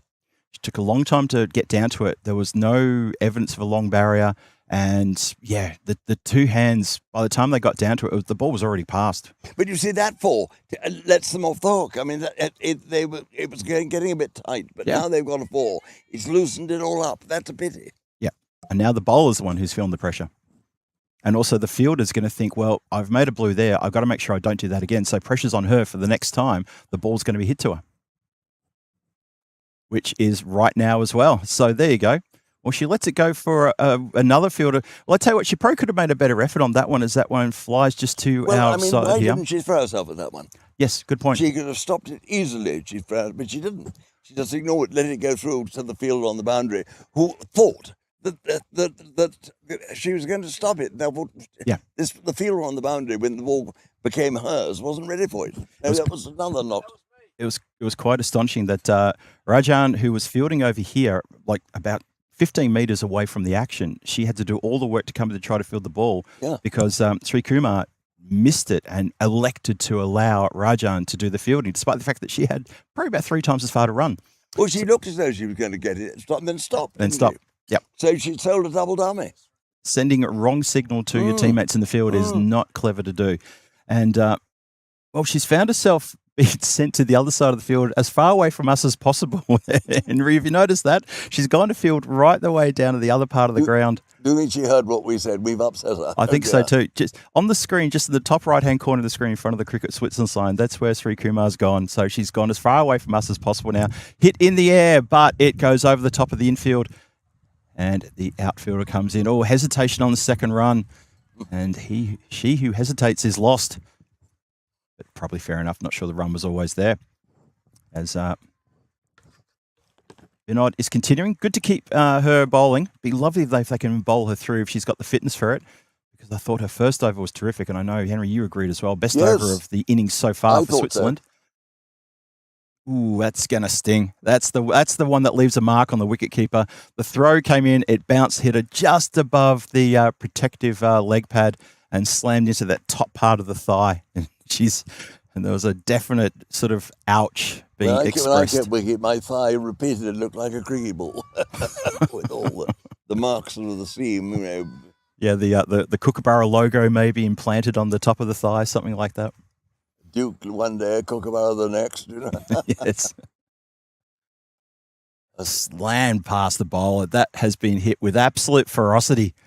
Well, no one's stopping that. That goes as straight as a die and all the way down the ground for 4 runs. Long off and long on. Didn't even look like getting near that. So Spain, after that very tight 11th over now, just sort of getting a bit more of ascendancy back now. That wicket that fell seems like a long time ago now. That was actually when scores are 97. It's only 20 runs ago, but it seems like a long time ago now with several boundaries been scored, a few no balls and a couple of wides. Just a little bit of fielding that could probably smarten up a little bit. You're very charitable. Always the diplomat, am I? Always. Always on my daily thing. Well, there's nothing diplomatic about that. That is powered, absolutely powered towards deep mid-wicket. 1 bounce, 2 bounces, 4 runs. That is a lovely strike. Naomi Hillman, Bermeo, she is top scoring here this morning, and she marches her way into the 40s with that lovely strike. Well, it was a long hop and it got what it deserved, didn't it? She cracked it, placed it well, hit it beautifully. It did. It got exactly the treatment. But if you're a batsman of any repute, that was a gimme. Yep. Wasn't it really? Oh, yeah. Yep. That was, almost call it charity. Goes again. This time she goes on the offside now, and that's going to go straight past the fielder in the covers who can only watch it and lament what could have been, but she was never going to get across to her right-hand side to cut that one off. That is hit beautifully, and even the outfielder there rushing on your screen in that replay there could not get to that, so it's been back-to-back boundaries for Naomi. She's getting right on top here now. Yes, Switzerland have let the advantage of that wicket and that little spell when they bowled well. They've let it evaporate now, haven't they? I'm afraid. Yeah, sadly, you're absolutely correct. It has become a distant memory. In less than 3 overs, they've managed to power up almost 30 runs since that wicket fell. And when a wicket falls, generally you see teams retreat ever so slightly, play a little bit of caution. But they did for 3 or 4 overs. They did. And then we had these 2 balls let through down here, which should have been stopped. Yeah. And that opened the floodgates, I'm afraid. In the last 8 deliveries, there's been 5 boundaries. Oh, indeed. Which is exactly to your point, Henry, what you're making there. That they did retreat a little bit. They went cautious, and then, well, the bowling was getting some treatment there. So just maybe a little bit of tight bowling creeping in here. 13 overs gone, 125 on the board for the loss of 2 wickets. We continue now with the 14th over. Oh, That- dances down the crease. Henry, talk me through that. That should have been stumped, shouldn't it? Yes. It was a lollipop. It was a leg break, I think. Came down, head in the air, missed, came out of his crease, and the wicketkeeper missed it as well. Wicketkeeper's not standing close enough to the stumps for a spinner. She should be right up to the stumps. So oh dear. There is some protection there. Oh, Oh, dear. no. Oh. Well, Another one gone through the fielder down there, deep backward square leg. that's disappointment for the bowler. And look, for the batters, they're just going to think, well, what have I done right about this? Is it You my know- birthday today? When you've got a ground like this, where the bounce is difficult, when the ball comes, you've just got to say, right, I'm going to get everything behind it. You've got to be a bit brave about it to do it. Get everything behind it. And the ball, you will stop the ball more times than not, I think. I think you will too. Yes. Well, that's a bit of a gimme there. And looks to just play that one and misses everything completely. Wicketkeeper takes it cleanly, but it's not the ball that counted, unfortunately for her. And look, the point about the keeper that you're making, Henry, is you're absolutely correct. I mean, even if the batter charges down the crease and misses it, the stumping opportunity is going to be made so much more difficult from a keeper that is a good 3-4 metres away from the stumps. Well, you can't stump from there. No, you can't. You'll have to throw it with gloves on. And then it's probably run out anyway. Well, you know. Absolutely, yeah. So it's tough, yeah. Well, mishit and into the waiting hands of the player who's there at the regulation mid-wicket. So a wicket does finally fall. And that is, muted celebration there. They're going to come together there and give each other some high fives. But you know what? It's been an expensive wicket for that to fall Yes. in the last couple of overs, considering the number of runs played. They had a chance of getting back into the match, didn't they, when that week catch behind was taken? Yeah. And they've thrown that away, but now they've got a wicket. Let's see if they can just pull it back for a little bit now. Yeah. They might be able to. They might be able to, yeah. Indeed. It's Amy Brown-Carrera who has to go for 15 from her. And it's a lovely catch there by Sejal Vinod as well. And Meta got She it. judged it well, didn't she? She did judge it really well. There was no fumble, no bubble, no juggle, just straight into the mitt and well held on the first grab. So nice, steadied herself as well. Wasn't moving, got to the position and took the ball. Always hard to catch I a ball when think you're actually constantly the moving. example she followed, she saw you holding the tent up yesterday and knew how to do it. That's how you do it. Look at Phil G. Look what he's doing. He's holding the tent for his team. I'm a team player. I really am. Always protect the gear and hold down the tent. Well, my dear thing. There was a funny situation in Prague about 4 years ago now when Vinny was commentating a game at the ECS T10 competition. Myself, Terry O'Connor, who's a good friend of mine, used to be used to run Czech cricket, and Danny Hudacek, who's also one of the commentary team, who's based in Prague as well. We were all holding down a tent about half this size, holding it down. It was blowing much stronger than what you saw yesterday, much stronger, plus sideways rain. Yeah. We were wearing coats. It was during COVID. We had masks on as well. We were three holding down the tents. Vinny was commentating, and it was, I think, the Prague Barbarians playing Prague Cricket Club. 4 runs needed for a win, and it took them about an over and a half of us holding it. And there's a great shot of Vinny on camera saying, we just need 4 runs. And the three of us shivering, holding down a tent in absolutely awful conditions. Oh, wonderful. And it took about 5 minutes to score the winning runs. And we thought, they've done that on purpose. They can see us. They can see us. Also because the three of us were heavily involved in Czech cricket. So we thought, yeah. But it was a wonderful moment. A bit of a viral moment too. I know Vinny remembers that fondly. And was it on film? Yes. Yeah, well, that's the great thing. Yeah. I'll try and find it for you during the break, actually. I'll try and find it for you. I know Vinny's definitely got it. Anyway, we've taken a bit of a drinks break there, which I think is well deserved. And there's still one more to come to complete the 14th. 129 for 3. The breakthrough has occurred. Amy Brown-Carrera has to go for 15. Being caught there in the infield. And just cautiously pushed away by the new batter, who's that Saeed, who says, no, I'm happy to push this one away and we'll see out the over. That's 129 for 3 after 14. That run rate going at 9.2. So projected score has tumbled down slightly, but it's still at 184, which would be a very challenging chase for Switzerland. Yes, it would, wouldn't it? But they got 150 for 2 yesterday, didn't they? Yes. And in that game. And it's not beyond their capabilities. Although one has to say the odds are probably against it. But nonetheless, it's doable. Well, they've got 3 wickets back in the shed now, so they'd be at least happy about just knocking on the door of the Spanish middle order. Yes. Another wicket or 2 in the next couple of overs, just, it could make those last few overs in this match the difference between the two teams in the final run-up. And being that this is a T20I, it's ranking points up for grabs as well. There's a lot to play for here for the two teams. And Spain so far have done themselves every bit of good with a fantastic start. 6 overs to come. Still a ways to go.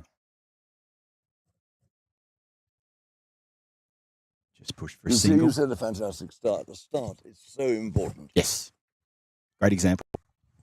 Yes, indeed.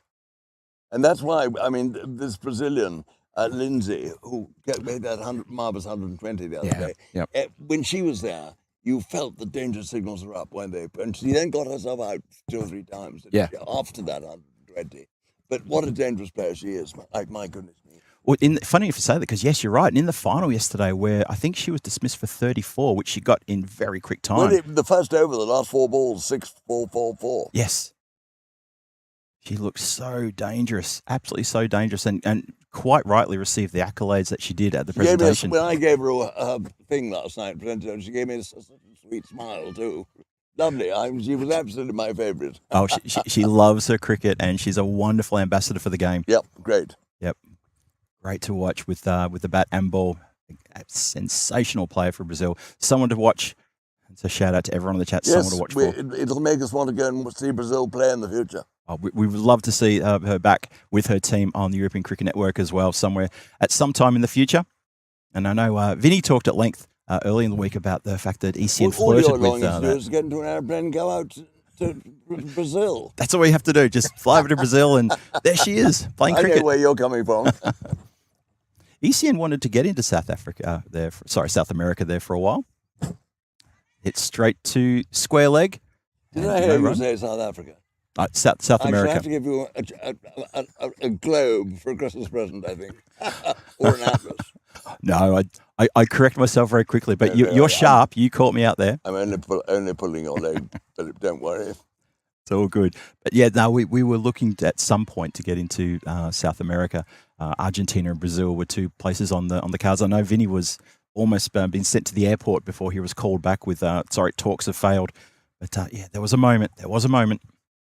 Anyway, continue here. Naomi Hillman, Burmo, she's on 46, and she has smoked this one down the ground. It's, again, Fielder takes one on the arm, high up on the arm, and has that ricocheted across the rope for 4. It has gone across the rope for 4. She brings up a half century of 26 balls. That is a well-deserved half century. 9 boundaries in that as well. Naomi Hillman, Burmeo, take a bow. That's a very well-deserved 50. You would enjoy South America. I was lucky enough and went as manager of Derek Robbins' side of Young County Cricketers in 1980. And we did, I think, 7 countries in a month. Brilliant. Absolutely brilliant. Oh, that sounds good. Oh, that also looks just as good as that goes sent around the corner. Middles this one, despite the fact that there was a backward square leg, but she's inside the circle. She's not on the boundary, and that is another boundary. And Naomi really stepping up here. She got a little bit touch of the heat stroke yesterday. She was in a little bit of the wars, but she's showing none of that at the moment in, definitely cooler conditions here this morning. 139 for 3. It's 15 overs gone. Naomi Hillman, Bermeo starting to fire up that motor and causing all sorts of headaches for the Swiss bowling attack. Mind you, if you give her a full toss like that, she's going well. She'll always. It's meat and drink. It will. Yeah. If it's full toss out slightly off, she'll square cut it or square drive it. If it's on the middle stump, she'll hoik it towards deep mid wicket. If it's just outside leg or on leg, she works it around the corner. 360 player. She's fantastic, isn't she? Yes. There's also what I love about Lindsay as well, a genuine 360 player. Oh, yes, and good to see. Really good to see. Yeah, the premeditated swipes across the line are nowhere to be seen when some of these girls are batting, and it's such an enjoyment to watch. Start next over now. So it's going to be Uswa Saeed, who bowled pretty well yesterday. Pick of the bowlers, actually, yesterday for Spain against Brazil. Picked up 4 for 24. Her batting is something that she's working on, but it's good to see come in the middle order here against Switzerland. See if she can get a few runs under her belt and maybe get that strike rate around about the 100. finds a single to deep backward square leg. Meta got it bowling through here. Well, she started her third. Getting good support from the outfield. We can hear, come on, Danny, being called out from the outfield. Still keeping cover, regulation cover in. It's good to see. In the short form of the game, Henry, I'm a big fan of keeping a cover and a mid-wicket in, just to make sure the batter is always aware their field is in close. Well, I mean, I think this is one of the problems. Sorry, with the end there, I'll do this. It's going to find the boundary rope, is it? It's teasing, and it does find the rope. So what may have been a shot more by accident than design does find its way, and it comes off an edge. And Naomi notches up yet another boundary. But these batsmen, when they come in, they find it so easy to get off the mark. You've just got one man saving a one on the offside. Yep. You just drop the ball down and run. And it is, and that takes a little bit of pressure off. When you're on naught on the scoreboard, you've got a slight sort of But when you get off the mark and see one coming against your name, it's a little bit better, isn't it? It is much better. How about that for a strike? Yes. Absolutely middled. And, well, I'm not sure the fielders even moved until the ball across the boundary rope. That went like a bullet. We can't blame our tall friend. No. For missing that one. That was a fine stroke. It was a very fine stroke, yep. And, well, this is the signs of a batter here who's found her absolute form. It's looking really good. And, congratulations to her. Her innings is done yet. She's on marches up to 62 from 30 deliveries. And she's still got 4 overs and 1 delivery to, keep that score going on. The umpires are at it again. They were talking about something then.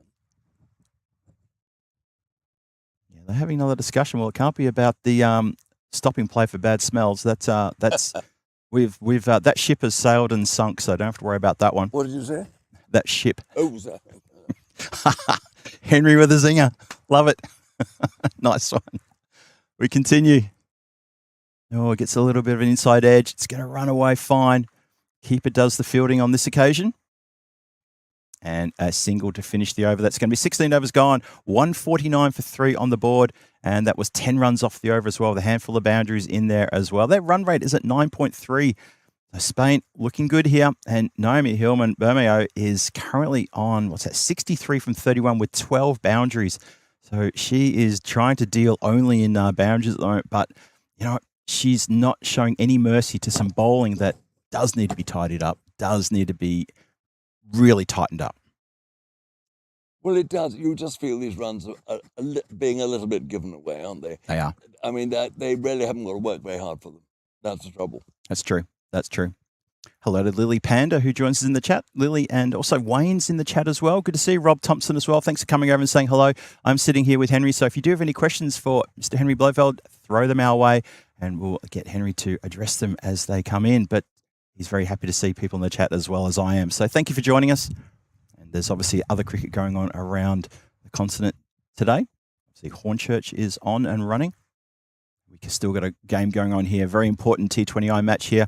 Oh, the bounce just has eluded one of the fielders. I've priced that a few too many times today already, though. But the bounce can be cruel out there in the centre. Another couple of runs to the score. Isn't Vinny at Hornchurch? Yes. He's over there with Rico. Oh, right. But Rico too. That's splendid. Yes. So we've got the two top commentators over in the United Kingdom in London there. Good. Or just outside of London, I should say. In Hornchurch. My mother was actually born in Hornchurch. Oh, lovely shot. Good to see them using their feet, hitting it on the full, and 4 runs to mid-wicket. Lovely strike, all the way along the ground. No danger. Great shot. And yeah, using the feet well too. Picking that right delivery to get to the pitch to, and turning into a half volley, gets crunched through the infield. Actually, I contradict you. He got it on the full toss stuff. She got on the full, did she? I think so. I think so. 3 steps and wham. Well, that just shows pure confidence. 69. She's currently at the moment 69 from 33 now, and really dominating the field here, dominating the batting here. Hello to Chris Smith as well in the chat as well. Well, this time she goes aerial, but goes safe, and the desperate dive is all in vain. Oh dear. Boundaries coming thick and fast now. And very tsunami time, isn't it? It is indeed. The tsunami has well and truly hit us. We were hit by a massive windstorm late yesterday. We've been beaten up by the sun all week, and now we've got a tsunami of boundaries just dropping down on top of us here. So that's 4 fours in the last 6 deliveries. Which goes aerial again. This time it's going to go straight out to the player who's patrolling the boundary rope there. Makes no mistake on the boundary line, and just the one. So against the run of play, just the single. Naomi Hillman-Bermeo, she's up to now to 74, storming along at a brisk pace. 11 runs off the over so far, still 2 to come. Gets an edge, and it's landed just in front of the fielder who set themselves at the short third, and it took a little bit of a right turn to Albuquerque, and it's gone straight past her ankles. Chases after it, can't stop the 2. Obviously, when an edge comes your way... It was a spin that undid the Yes. fielder. It was always going to go that way. Yep. And spun past her. It's the catch of the... It's the thing about the field, isn't it? It comes off an edge. The fielder sets himself for it coming straight. They know it's on... They can see it rotating. They know it's going to spin past them. And it always seems to make the fielders look a little bit silly. Sadly. It's no intent. It's just one of those things that happens. But something the fielder should watch out for as well as we continue. Experience again. Experience. Clubbed into the covers. We'll put that right. Yeah. Just the one there. Saeed turning the strike over after having just collected herself a couple of runs there. So one more to come to complete the 17th over. 164 on the board, 3 wickets down. Switzerland will have a bit of a run chase on their hands in about half an hour's time when their chance comes. Naomi once again using her feet to good effect, but this time not quite timing it as well as she has previously, and chops it into the ground for just a single. She'll retain the strike going into the next over, but that is 17 gone, 165 on the board. Expected score currently under 200, and you kind of feel they should probably get within touching distance of 200. Probably not much more beyond that, though. No. I was... That one she came down the week, got almost a bit too close to it. And didn't have quite the freedom she wanted to swing the bat. And so only 1 and not 4. Yeah. But yes, I mean, 200 is always an important psychological mark, isn't it? It is, very much so. If you've got 198 to chase or 197, you feel rather better sitting in the pavilion than if you've got 203 to chase. It's a sort of psychological, isn't it? And it's almost like a non-argument, but it is something you could say if the opposition said, hey, look at the score we got, and you say, yeah, but it wasn't 200. Yeah, exactly. You're quite right. But then again, it's like saying, when Australia play the West Indies belt, 498, and Australia says, but you didn't get 500. Yes. It's slightly redundant, but still, yeah, okay, all right, let you have that. 498, Viv Richards 291. Oh, boy. They were absolutely my favourite team growing up in the 70s and 80s. Could not get enough of West Indian cricket. This one has been played nicely, goes over the shoulder. I want to watch the umpire here, see if she got a little something on that one. I suspect maybe she has. Wicketkeeper tried to get across and get a glove on it and missed it completely. Wicketkeeper was a bit slow off the mark then. I was watching that through the glasses. Yeah. On another day, I think that might have been a catch behind. Yeah, there was that faint tickle. You can see the deviation off the bat there. And you're right, Henry. She was a little bit slow at the blocks. It was a slow ball. There was no pace given by the batter either. Wicketkeeper didn't start moving until the ball went past the batsman. When you see a ball come out of the bowler's hand going down the leg side, the wicketkeeper should always be off then. Yes. And that was the problem. She was a late starter. Yep. Nobody was getting to that one. That one was absolutely clubbed. This time it doesn't go as fine, but it was still hit fine and clubbed for another boundary. So Naomi Hillman-Bermeo, she's got 15 boundaries in her 81. Do you think she's eyeing herself up a triple-digit score here? She's got every opportunity to do it. Still 2 overs and 4 deliveries to come. So 16 legal deliveries to be bowled. Every opportunity for Naomi to notch herself up a good score here. It's already a good score. She goes aerial this time. Flirts with a bit of danger. Good bit of fielder there. Takes it on the bounce cleanly, and it's just the single. How far? I didn't see how far that bounced from the fielder. it bounced probably a good 3 or 4 metres in front of the I was fielder. wondering if she started in, it left the bat when she first saw it. She might have got there. I think she went sideways. That was Yep. her first movement was sideways. She went wrong. You were right. Yep, fine. Yep.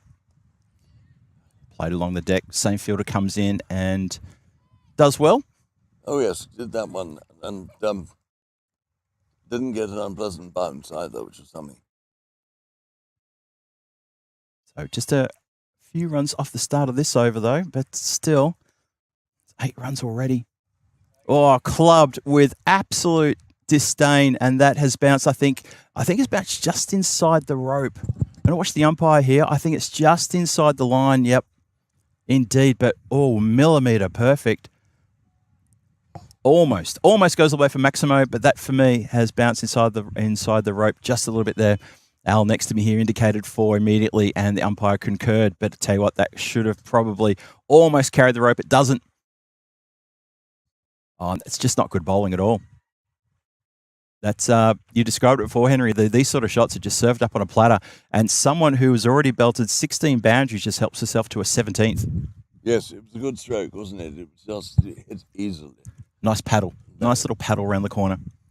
So 18 overs gone, 181 for 3 on the board. The acceleration has come, and the projected score now is easily going to be over 200. You expect at this point onwards. Naomi Hillman, Bermeo, 90. She's on now, 90 from 41 deliveries with 17 boundaries. Do not adjust your ears or your TV sets. 17 boundaries in that 90. She's playing beautifully with real aggression and wonderful timing as well. Really good timing. Yes, she should get it. She, with any luck, will get 100 now. Funny few people in the chat were hoping for that. Previous strike had gone for 6. They were indicating 6, but sadly, sorry, Wayne, it was a 4. Good redaction there. So 2 overs to come. Who's going to get the duty of bowling these two? Switzerland badly need that van to come back again and produce a few naughty smells. Disturb the batsman's concentration. I think you're right there. They need something. Oh, I say that's a big one. That is massive. That's going to be, I think, 1 bounce and 4. I'm not sure it's carried all the way. Yes, 1 bounce and 4. Well, there you go. Saeed, Uswa Saeed says, anything you can do, I can do as well. Naomi, watch this, and goes bang downtown for a big hit towards deep mid wicket. Deep mid wicket is out there, but a little bit squarer than maybe needed to be. And in the end, that went a little bit slightly straighter. Didn't have a chance. Score marching up ever more now.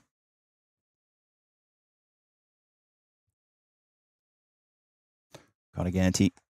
This time she goes up, and just over the fingertips of the cover field, who went up staring to the sun with the one hand, just in hope that it would land somewhere. They had to get on their skates for a second run there. Yes, I'm not certain that shouldn't have been a run out, but yeah, well, I feel that the picked up through blind without looking, because if she's prone for keeper's end, that must surely have been a run out. Well, it looked like Saeed had barely left her crease by the time the throw was on the way in, and Naomi was already home, pretty much home at the non-strikes end. You're right, Henry, yes. Fwah. Straight down the throat and out, explodes out of the hands of the fielder at deep mid wicket on this occasion. Well, unlike with the previous strike before in that part of the ground, she's managed to pick out the fielder who's really filthy with herself that she's put it down. Given the cap a bit of a kick as well. She knows she should have held that one. But that's Rajan, who sets herself some pretty high standards in the field. And very disappointed that she's shelled that one. Some great stuff down there in front of us. She has done some fantastic fielding work. And she obviously holds herself to a very high standard there. Naomi tucks this run around the corner for another boundary. That is beautifully played. Doesn't try to overhit it, just lets the pace of the bowler do all the work, and she's placed it perfectly past deep backward square leg for another boundary. Well, she's marching up now to 94, and it's still 2 to come in the over. Which over are we in? Excuse me? Which over are we in? Oh, we are currently in the 19th over. 19, I thought we were. Yeah, so we have... But I wasn't sure. Yeah, 2 to come, and then 1 more over. So she's got 8 deliveries to find 6 runs. With any luck, she'll get that. Yes. Hit nicely into the mid-wicket, but straight to mid-wicket, who makes no mistake there. Good bit of fielding. Yes, that went so quickly, there was no chance of a run. Was there a single? Absolutely not. No, had to... Or maybe she feels she doesn't want a single. Would she? Well- 4 or nothing. Well, this is the last ball of the 19th. Does she take a single or does she try to hit it out of the ground? Well, she's going to go for the paddle around the corner for another boundary that's coming down towards us, Henry, and that is another boundary. She marches towards 98. That's going to stop right at your feet there, Henry. Can you get it? No, I can't. There you go. Have the There, ball. I've got it. My dear old thing. There you go. You're welcome. My dear old thing. Do you know, my first test match I ever watched at Lord's, 1948, we sat on the grass, we were allowed to sit, and Don Bradman pulled the ball from Alec Coxon, Yorkshire fast bowler, playing his only test match. Yeah. It came over the boundary, and I actually helped stop the ball. And then a voice said, "Go on, lad, give it." And I looked up, it was my hero, Dennis Compton, who was the fielder at mid-wicket. Really? Wanted him to, and I lobbed the ball to him. Oh, That was a great moment. that was a great And moment. Don Bradman played the stroke. Oh, wow. As a youngster, that must have been such a thrill. Oh, I felt I'd got sort of, I don't know quite what. Out-of-body experience there for Henry Yes. Blofeld at a tender young age of... This was 1948. It was just, I was 8, before my 9th birthday. My 9th birthday would have been on the 23rd September. Unbelievable. That's a great story. I can see it now. I mean, I really can in my mind. I can picture the whole thing. And also the Don, when Sid Barnes was out, walking out to the middle. A little man, this huge green cap. Oh, What yes. a great moment it was. He made 89. Did he really? Wow. Yeah, what a moment, though, to be able to watch Don Bradman stride out to the middle. And then 89, and then caught Edridge's first slip of Alec Bedser. And little did I know that I got to know all 3 of them extremely well in the end, which was, again, rather amusing. Naomi goes for the hit, and it's going to go straight to deep mid-wicket, and they're going to chance 2. No, it's just the 1. Oh, I think she was looking for the boundary there, Henry. She was looking to bring up the triple digits with that boundary, and she's picked out the player. So she's stranded at the non-striker's end on 99, and there's 4 deliveries to come. Well, she'll get there. She's all right now with 4 to come. You think Saeed will look for a quick single? No, she goes downtown with a smashing six. shot. It's 2 bounces and 4 runs. So Saeed says, well, I'll just do this. Shades of Alex Tudor and Graham Thorpe at Edgbaston in 1999, when Alex Tudor went in as night watchman and was 99 not out when Graham Thorpe hit the winning runs. We could see something similar here now because it's the 200 up as well, by the way. 202 for 3 are Spain. And Saeed has just smoked one out of the ground. This time she goes leg side. It's going to bobble up. I'm not sure if that's going to carry all the way. No, it's just going to be 1. She's done the right thing and turned down a second run there. I think Naomi also was keen to not do a second run. So the single has been done. Naomi Hillman, Bermeo, she's on 99 on strike, 45 deliveries, 2 balls. Can she bring up her ton? That's the question we've got now. Metagotta with the ball. Opposition captain. Pushed into the cover. She's going to get the single, and that is proper elation on the face of Naomi Hillman Bermeo. Congratulations on a ton. 100 not out, and she's got there with, 1 ball to spare. What a century that is. Well done, her. Great stuff. That is Lovely push. She just came down and pushed it into the gap, past the close fielder, bobbled past her hands, and there we were. How lovely. That was lovely. Yep. Immediately called go, immediately called yes, and took the single. So well done to Naomi. Congratulations to her from all of us here, from both myself and Henry and Alistair watching, as this final ball of the innings has been struck out towards deep mid-wicket. They're going to turn and come back for 2. No, it goes across the boundary rope for 4 runs. So that is quite an emphatic way. That's a full stop on the sentence of that entire innings. What an innings from Spain. They muscle their way up to 208 for 3 off their 20 overs, dominated by Naomi Hillman Bermeo, who gets herself 100 not out of 46 deliveries. Well, that is Spain playing a brilliant innings. Oh, yes, that was, I mean, it was a wonderful 100. She did very, very well indeed. But, I mean, Switzerland stuck to their task. They did all right, but they just did let a couple of moments slip. And again, don't blame them too much because it's a learning curve. Yep. And they're low down on the learning curve at the moment. And this is part of learning the experience of cricket at this level. Exactly. And they'll get it right. They'll get it right in the end. Well, the corresponding match yesterday when Switzerland played Spain in the qualifier, Spain got up to 233. Yeah. So, and they were under tougher conditions as well for both teams. So you could say there's a takeaway for them. They've done 25 runs better in terms of their defence. Oh, yes. So again, just these small little moments that can make a team into a better team. Learn as you go. You're as good as the team that you play against.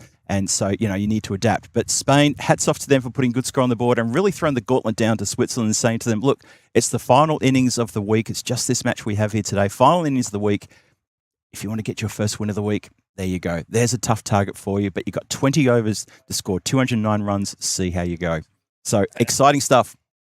And the future just depends on how these splendid ladies are going to take all the lessons they've been taught on board. And if they really can learn from them, it's up to them. They've got to sort of think about it and put into practice what they've seen other people do. And I'm sure they will, because they're all highly bright and they obviously love the game. They are bubbling with enthusiasm. They're wonderful to talk to about cricket because they've got so much they want to say and so much more they want to learn. Yes, exactly. And if you've got that as a basis, I think they're going to be all right. I think so too. I know it's a hard game. And when you come second at this level consistently for a bit, it's a cruel game, you think. But you've got to weather that, and I'm sure they will. And if you've got enthusiasm, humour, and ability on your side, you'll get there, I think. I don't think you could have said it better. I wholeheartedly agree with those sentiments as well. I think that the ability, the humour, and that hunger as well. These are the three things that you're talking about, and I completely agree with that. I think it's a really good way just to finish the innings there on that note. There, thank you for that, Henry, and thank you for joining me here for the bulk of this innings too. It's been great again to have your company, and great to have the company of everyone in the chat as well. Hope you've enjoyed that innings from Spain, and especially that wonderful innings from Naomi Hillman-Bermeo, who finishes 100 not out of 46 deliveries with 19 boundaries. Count them up, 19 boundaries. We're going to take a short break here, and we're back with the run chase in about 10 or 12 minutes' time. So this is Phil G for the European Cricket Network saying don't go too far. We've got a run chase coming. Switzerland, they've got it all to do to notch up their first win of the week. Can they do it? I'm excited to find out whether they can or not. We might see a very, very focused and bright start to their innings. Let's hope so. For Spain, they'll be looking to try to cap off this very good week for them with a win as well. So don't go too far. Still action coming your way on the European Cricket Network. We'll see you shortly.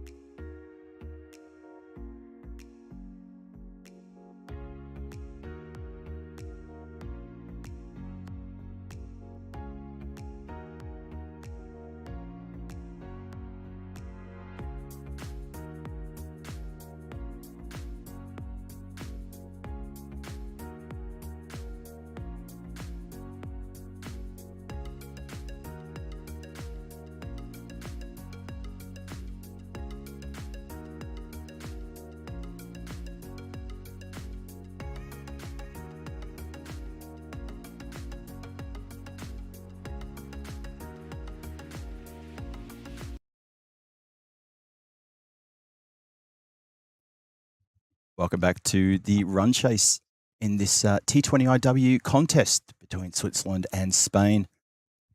Welcome back, Phil G here for the European Cricket Network as the run chase starts in earnest now with Switzerland with a daunting task of reeling in a big score, a mammoth score of 209 runs off their 20 overs. And this is an opportunity for the batters here to really get amongst it and maybe break down this run chase into chunks and try to set themselves small little targets along the way and not to be overdaunted and overwhelmed by a big score on the board posted by Spain, led beautifully by Naomi Hillman-Bermeo, who notches up her maiden T20I, her maiden international century in that previous innings. How good was that? And a little nugget of information for you there, that her previous highest score, thanks to Vinny Sandu, who's got all the stats, he tells us that back in 2023, she was 99 not out. That was her previous best score, so she's gone one better. Hence the relief and the celebration when she did score that single, and how immediately when Henry and I were calling the action that she called the yes go for that single and snuck it through and has done very well for herself to pick up that ton. So well done, congratulations to her, and congratulations to the Spanish team for getting half the job done. Now let's see how the bowlers can fare against the Swiss batters here in the opening. Cautious start so far. Only a handful of runs scored off a handful of deliveries in this first over. It looks like it's Layla Pickard out there in the centre with Amrita Sasidaran. Let's see if those two can get their side off to a quick start. Now, as I said before, looking to just break down this run chase into easy bite-sized pieces and then try to just always keep the pressure on the bowling and fielding team just to ensure they don't feel they're always going to be in the box seat. Nice bit of room there. Just makes a bit of room to tuck around the corner. There is a player there who's ready for that shot as well. That's a good captaincy. And that's going to be the end of the over. So 4 runs off this first over. Switzerland off to a cautious start with Sadisaran and Pickard out there opening the batting for Switzerland. And as Henry and I talked about at length in the previous innings, there's a lot of learning for the Swiss team to do, but they are enthusiastic, they're hungry to learn, and they're very, very keen, and they love the game, and that's the ingredients you need to make a very good and very competent team. And they are oozing enthusiasm. I absolutely love that about their team as well. That's one of the reasons why, for me personally, I think women's cricket is so exciting right now. Watching the growth, the constant growth of these teams is a bit of a thrill. So we're getting set now for the second over. Welcome to everyone in the chat for joining us again. There's obviously a lot of competition going on over there in Hornchurch at the moment with Vinny Sandu and also Rico Full taking you through the action over there. But welcome if you've joined us here. You may have dual screens going on at the moment. Shout out to my good friend Wayne tuning in from Queensland. Hope you're well, Wayne. Smack back down the ground. Umpire nonchalantly steps out of the way as it's going to find the boundary rope. And that is a nice start to the over for Switzerland. Clubbed very well straight past the bowler. Fielders and umpire the umpire gets out of the way, but the fielders couldn't get in the way of that one. And score marches up to 8. Nice strike there for Amrita. Switzerland looking to their openers to get them off to a good start here. Tries to replicate this time, goes on the offside. Doesn't quite get the same result. Nice bit of desperate fielding there. Puts the hand down and flicks the ball back away from the boundary line. Keeps it to 2. Well done. Mushtaq has to take a ball that bounces rather awkwardly just up around the head, but she's okay. Thought Mushtaq bowled pretty well yesterday. Got a little bit of treatment from Brazil, but she bowled well in the first game against this opposition. See if she can replicate this.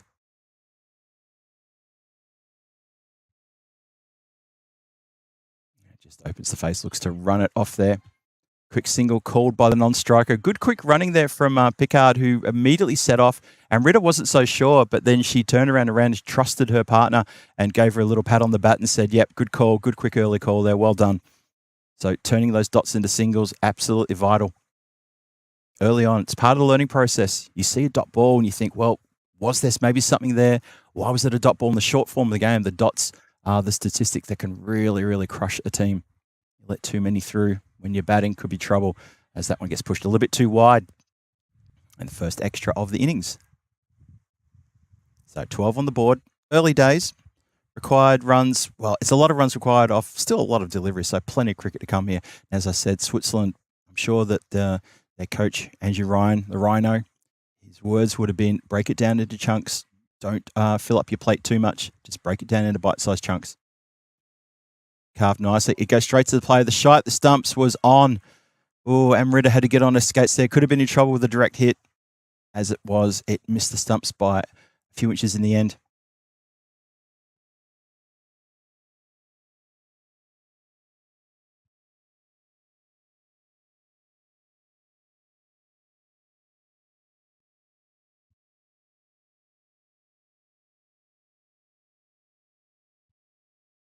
Bowler in again. Looks to just to guide this one, looking for that gap. Pushing it, sort of trying to get it past third, who's up inside the circle. Doesn't have someone on the boundary at third, just up inside the circle, looking to guide it away, and misses that one. Nicely taken behind the stumps there. Looks like that's Sabella Velasquez behind the stumps with the gloves. No, my apologies. It is. Yes, it is, actually. I thought Amelia Jones was going to be with wicket-keeping duties, but no, it is Sabella. Just been confirmed there.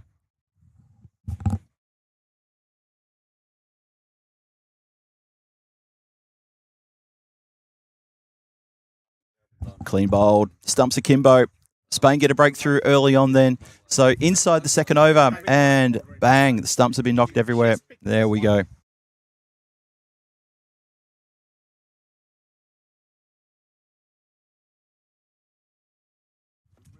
So have a look at this one more time. Yep, top of the stumps rattled.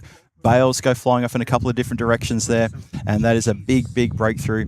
And it's going to be Meghna Rajan has to come in probably earlier than she would have liked to. Also, the Spanish team having a bit of a huddle there. They're going to be all smiles, guaranteed, all smiles, thinking, well, we're off to a fly here, defending a very, very good total. And we're off to a great start, getting rid of the first opener and getting stuck into the middle order indeed. So have a look at this one more time. It's a good pitch delivery and just uncertain on how to play that one. Almost cuts her in half. And that is a very Waters of Mushtaq there with a good win over the batter there. So Rajan comes out to join Pickard. The score is 14 for 1. Still haven't quite got through the second over yet. One more ball to come to complete the second.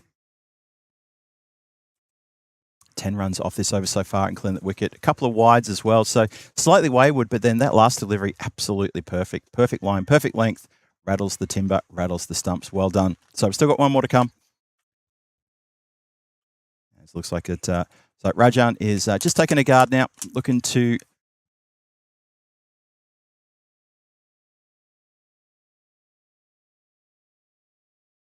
Here we go. Last ball of the second coming up.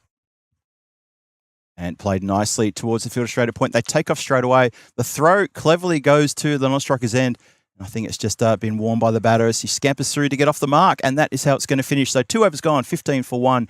The Swiss team there in response to a massive target on the board there of 209 for the win.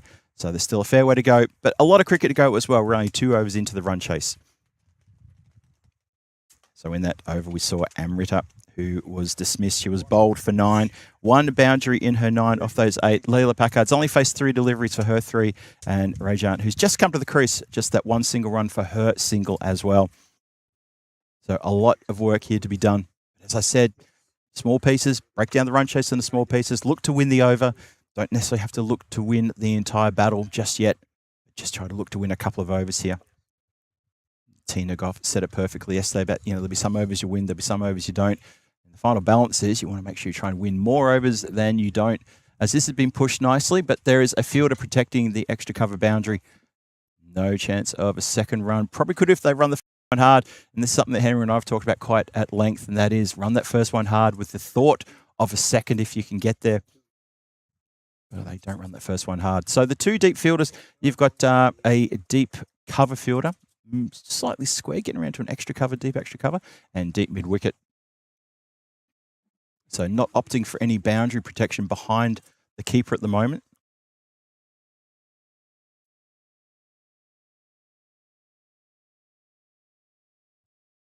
Pickard, as I said, only 3 runs for her, 4 deliveries that she's faced. Bowler in again.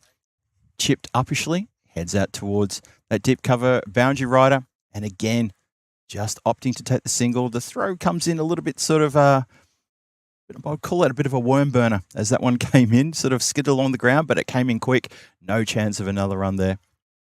So far, I've got to say, in these first 2.5 overs, Spain's defence looking pretty strong against the Swiss batters.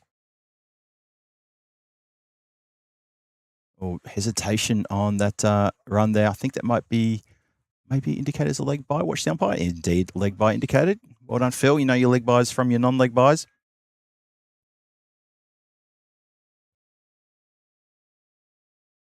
Hello to Chris Smith, who also joins us in the chat. I'm waiting for Chris to drop me any AFL score updates, which he tends to do. Who's playing? I haven't even seen who's playing tonight. I'm not sure my boys are playing today. Well, they're playing West Coast, aren't they? Maybe tomorrow. We'll see. Anyway, chipped uppishly. Need to keep that scoreboard ticking over, reduce the dots, and make sure that at least getting the singles. It's also just to keep them on their toes and keep the fielders on their toes as well. As the score gets up to 19 for 1 at 2.5 overs gone. So one more to complete the third. We'll be halfway through the power play. Good bowling this. Really good bowling. Just not giving width, not giving the batter any chance to even get under the ball or to making them do all the work. If you want to try to hit a boundary off me, which is what Chakapali is saying, she's saying you're going to have to step away, expose your stumps, and risk a mishit, a misstrike, a misshot, and I'll be there to capitalise if you do. So 20 for 1 with 3 overs gone. That run rate at 6.7. Chasing down a mammoth total of 209 for the win here to get their first win of the week and their only win of the week if they can. We're looking forward to seeing Switzerland putting up a good show here in this innings. And they have lost a wicket in the previous over.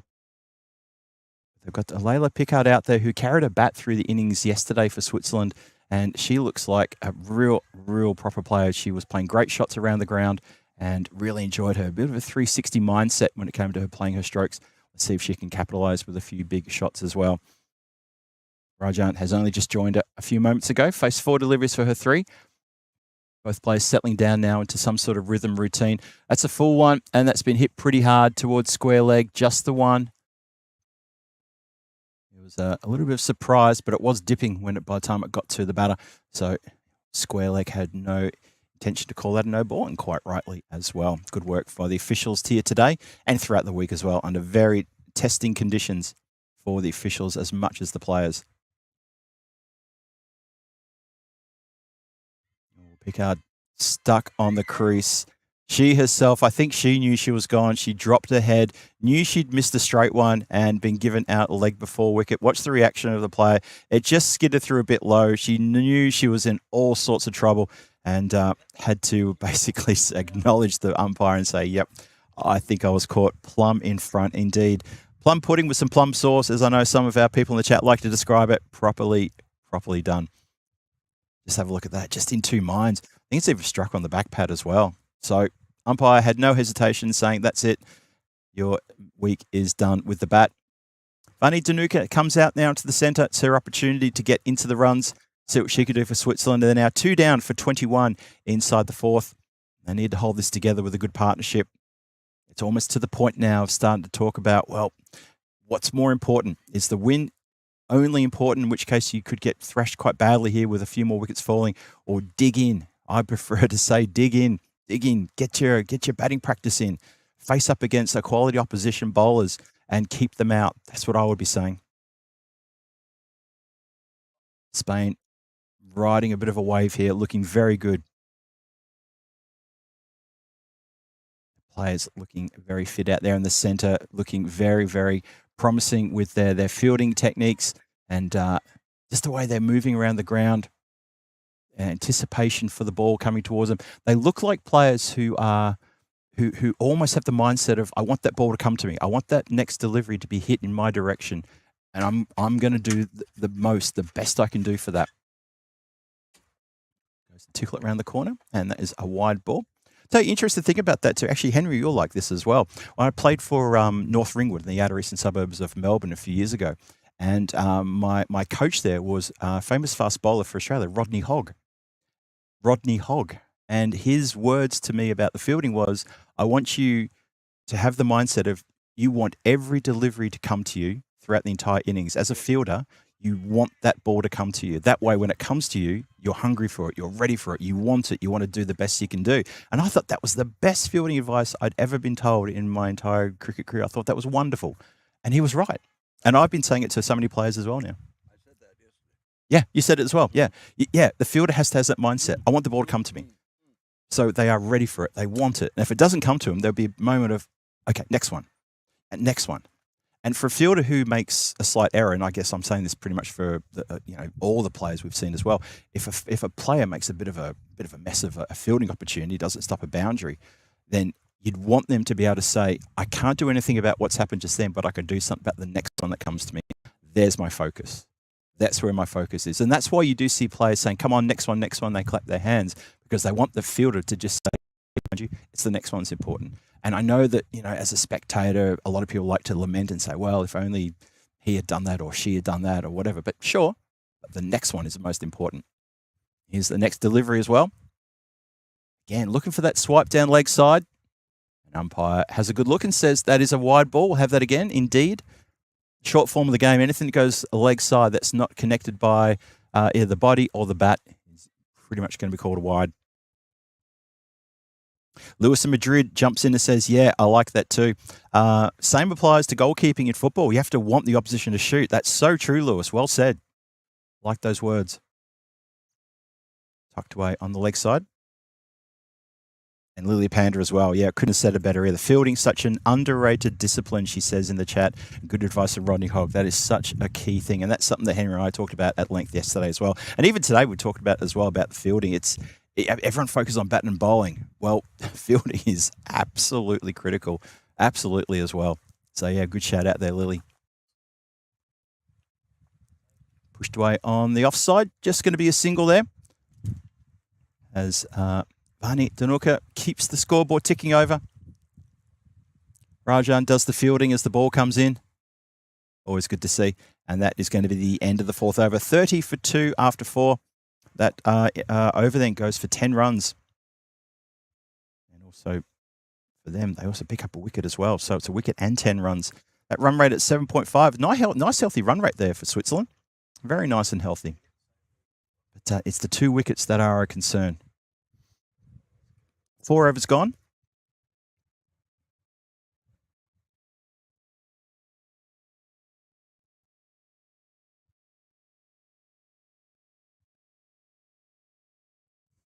So Spain be pretty happy with the way things are going so far. That run rate at 7.5. I don't think they'd be too concerned about that. You see Amy Brown Carrera, who's the captain there, just having a chat with her bowler and with the umpire, just getting things ready. Good to see the skipper wandering over and getting involved, having a bit of a chat with her bowler and maybe just reiterating some of the battle plan going into this match as we start the 5th. Oh, just wrong-footed there in the outfield, but saved on the boundary rope.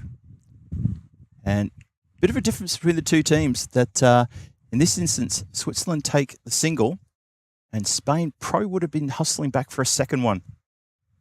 Just a show of the maybe the confidence in the batting as well. That's played nicely as well, straight to the player, but immediately sets off for a single. The throw was a bit wild, but backed up nonetheless. So scoreboard ticking along here. Haven't had a dot ball for a little while. That's encouraging signs for the Swiss team. In fact, you would have to go back to the start of the 3rd over to see the last dot ball. Although there's a dot ball just there. Is that Com's curse? I'm not sure. But there you go. But that is a good string of deliveries of runs being scored by Switzerland. Well done. Small little victories, small little wins, you'll take them. Carved away for another single.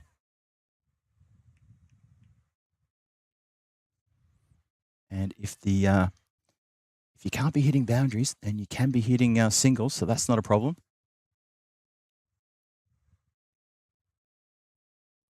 A few bugs in the sauna here. They're obviously trying to get out of the direct sunlight as well. Well, this one's gone downtown and then some. That has gone a long way back. That clears the rope by about a foot.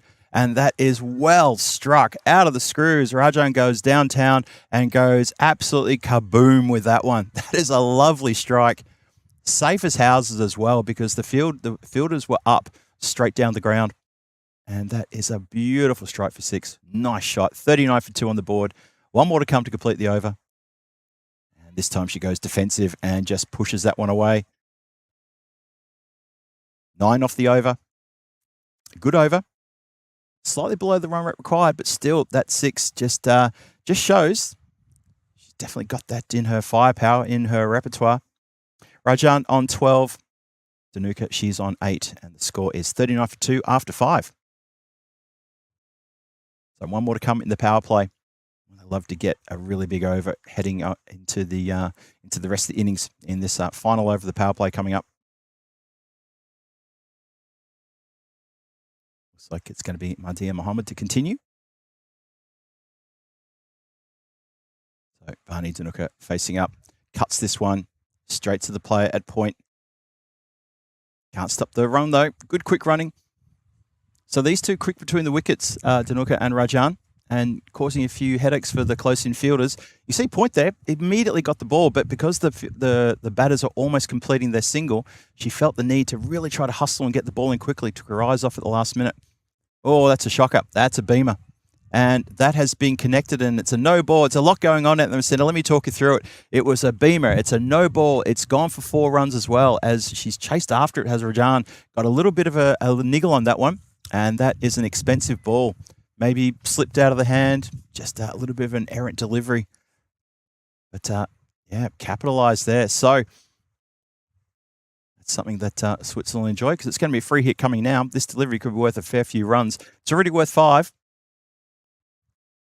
Let's see what happens then with a free hit coming.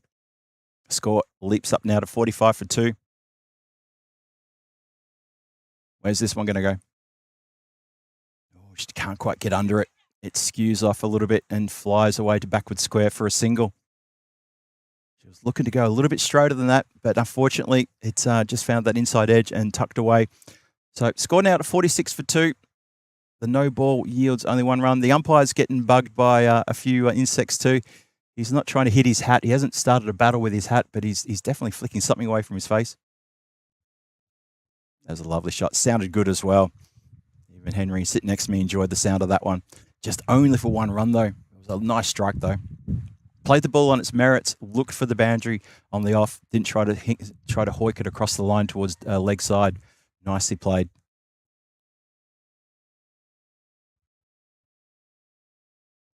Halfway through the 6th.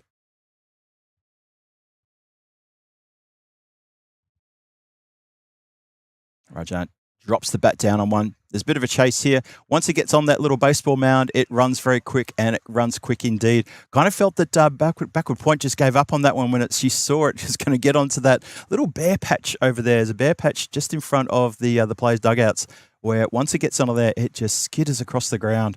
And that is the 50 up. 51 for 2 was 2 balls still to come in the 6th over. That's nicely played. Dropped the bat down on your delivery out of the off and finds the boundary. And this time chases this one a little bit wider, and enough for the umpire to compare and head wide there. Rajan has marked to 21 off 12 as well, with a big 6 in the previous over and a couple of boundaries as well in this over. Hello to Ash, who says, hello, Switzerland. Good to see you, Ash. Plays the hook shot. It's been indicated as no ball. It's the second time in this over that's happened. And I think the umpire might even have to have a word to captain and bowler and say, look, no more of that, please. I know it might be slipping out of the hand, but no excuses there. That is the second beam ball that's come in. I think the umpire's just going to wander across now and just say, look, just a bit of a caution there. Can't have that again. So that is the second no ball 4. Another free hit coming. This over worth 18. I said at the start of the over how much Switzerland would love to try to cash in on the last over of the power play with the big over. They've got it. They've already got 18. There's still 2 balls to come. Here's a free hit. Dances down the pitch, club down the ground. There's the chase. Ball wins that chase to the boundary rope for 4 runs. This over now goes magical. It's up to 22 with 1 ball still to come. This is exactly what Switzerland needed, and they have got their foot right and truly back in the game now. Wonderful to see. Good striking and good temperament from Rajan. Unfortunately, it's Mohammed, just a couple of loose deliveries here, and they are capitalising on a few loose deliveries.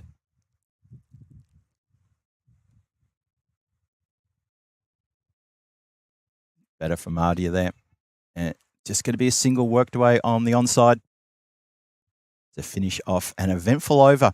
23 off the over for Switzerland. Switzerland 62 for 2 after 6. What an over that is for them. It couldn't have come at a better time, quite frankly, and that is a great time. Also for everyone to come on and bring on the drinks for the players and get themselves hydrated. I see there's also the big figure of Andrew Ryan coming out, having a chat with his girls as well, just to say, look, well done. He's actually, as soon as he walked out there, he clapped his hand, he gave a nod to the players. I really like that, Henry. He just said, yes, that's what I want to see. He clapped, and now he's just coming in just for a bit of a chat. And again, you and I always say this at length, don't we, about we'd love to hear what he's saying. We should get him mic'd up. I'd love to hear the kind of information that he's imparting there. Wouldn't that be an absolute delight just to find out, what does the coach say after that over as well that goes for 23 runs?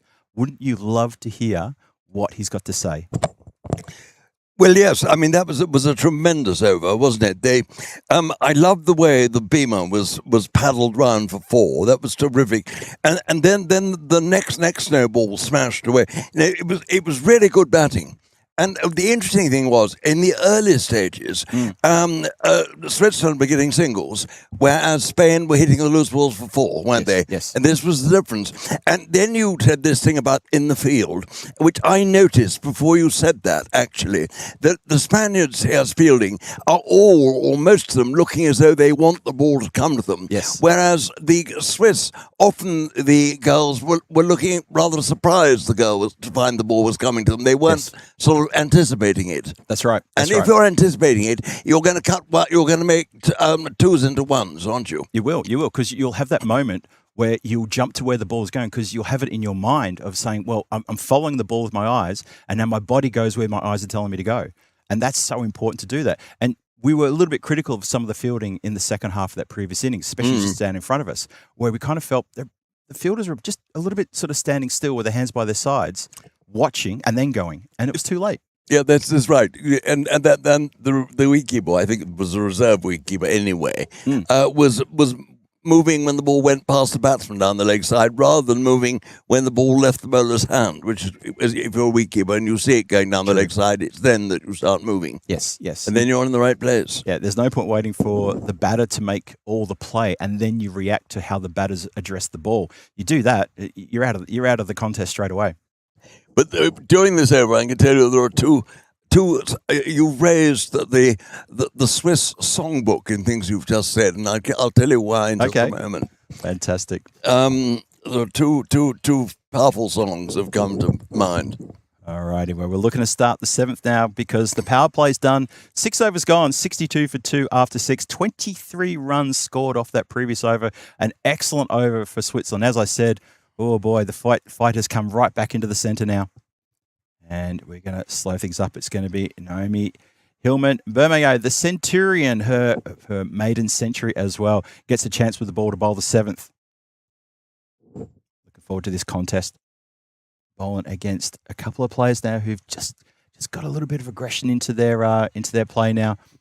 And as you said quite rightly, Henry, in that previous over, the intent shown by Rajan especially to get after the Beamer, to get both Beamers actually. She got after him. She wasn't looking to take the free hit just unless she could get after it as well. So real good intent being shown there. Naomi just gets pushed out towards deep mid wicket. Going to be just the single. Nicely fielded. Oh no, they're going to back for 2. That is really well run. They should have gone for 2 there, because on that misfield, the second run becomes on if they go for the first one quickly. Yes. Good, I'm glad. Yep, they got that. The ball just got away from the hands of the fielder. It was a good stop, but it wasn't the cleanest stop, and she... it cost 1 run. It did cost a run. There you go. That's how fast it can happen. This time it's played on the offside, out towards deep cover, who clean set of heels there, and that is a very good bit of fielding and a throwback to the keeper's end. That's how you do it.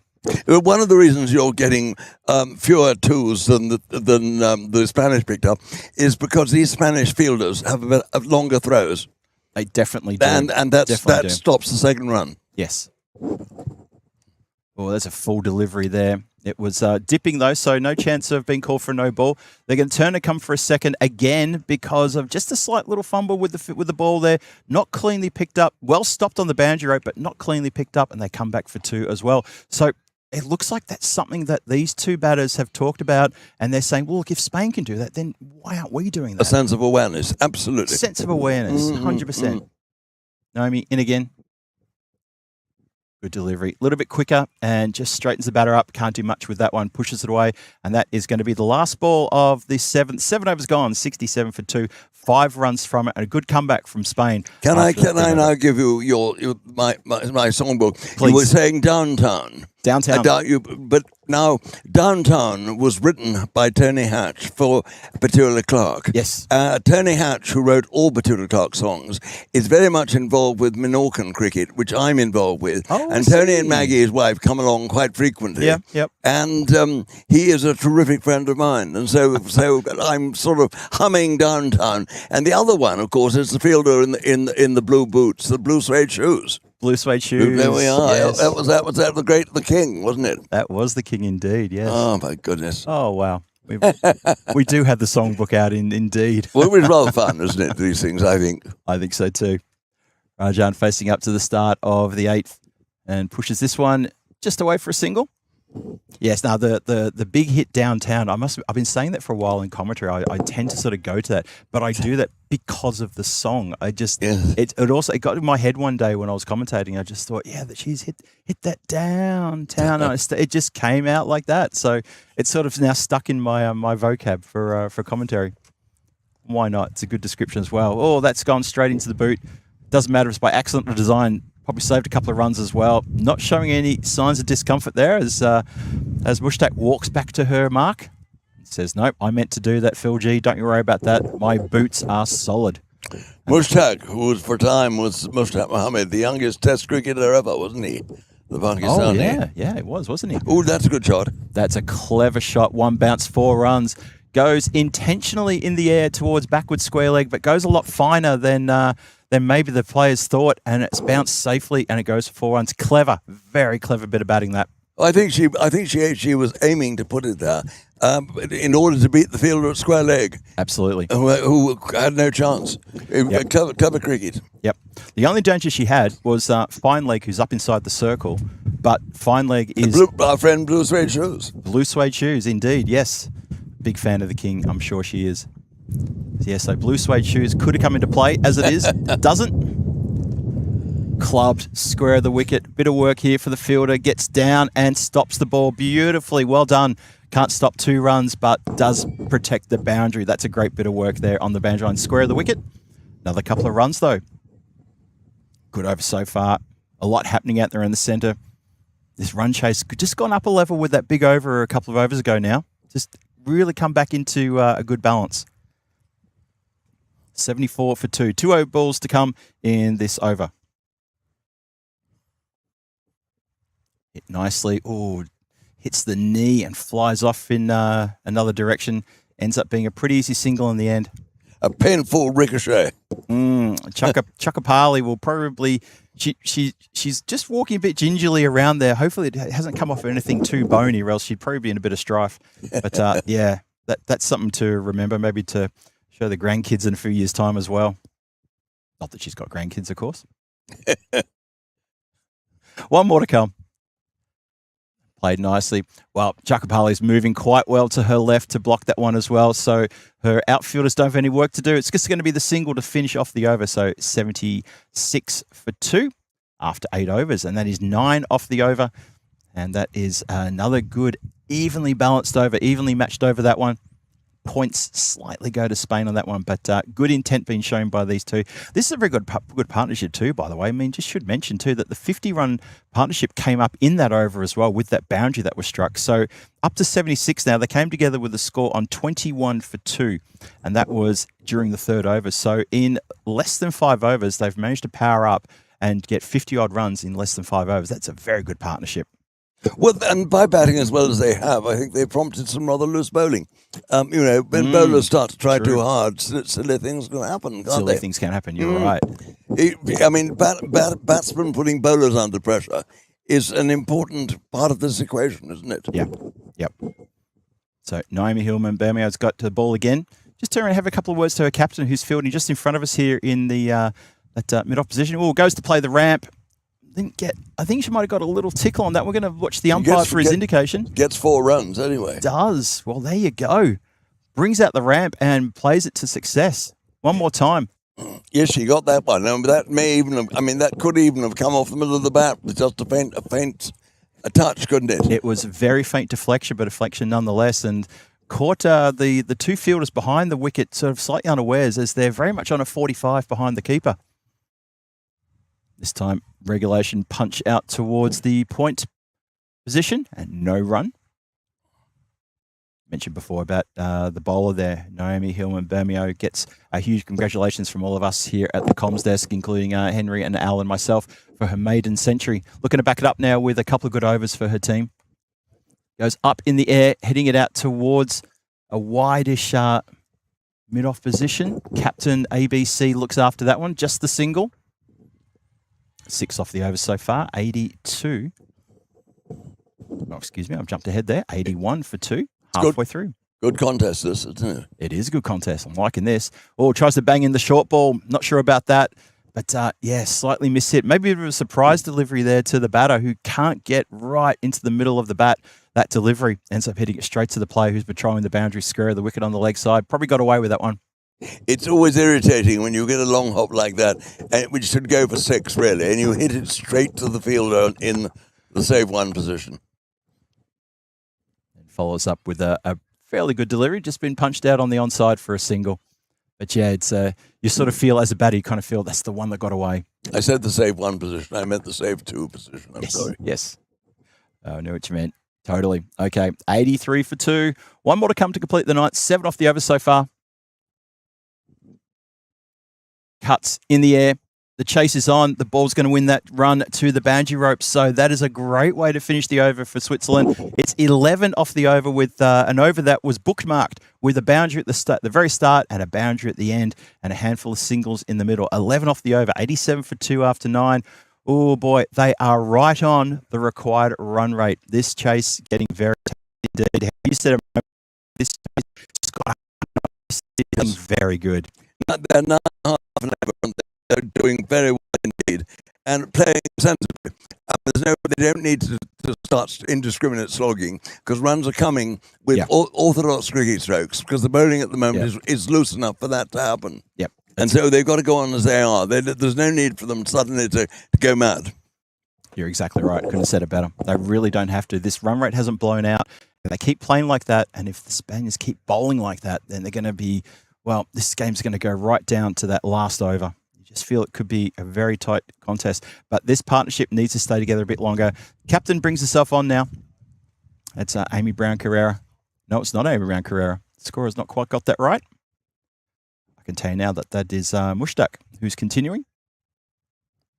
Yes, it looks a bit more like mushy, doesn't it? It does, yes. No, I was looking down at the scorecard and I thought, pretty sure that's not Amy Brown-Carrera because I did spy her a few moments ago. Where is she? I think she's over in the mid-wicket area at the moment. Anyway, that'll be corrected, and it has been corrected. It is indeed Mushtaq. Played nicely down the ground.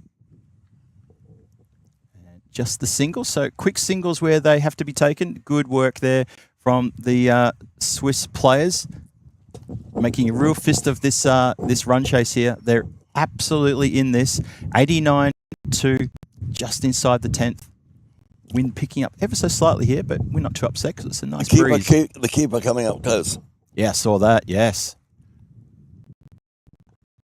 Chopped away there on the just in front of point towards extra cover. But yes, Henry spotted it before I did. That was the keeper just coming a bit closer there, just trying to make sure that these batters are not trying to change the pitch of the ball by getting down the wicket to it. I think probably this batsman was standing just outside the crease, and that's brought her back a little bit. Yep. And with the way Rajan's been hitting the ball, yeah, I think that's a really good move. She's now gone back for this batsman. That's interesting. Here we go. A bit of an appeal there as it deflects off pad, or maybe it was glove and pad. Now indicated no glove, all pad there. The umpire taps part of his knee and says, yes, Phil, that was indeed a leg by.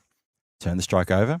And once again, good spot there from my co-commentator who says, Phil, look at that.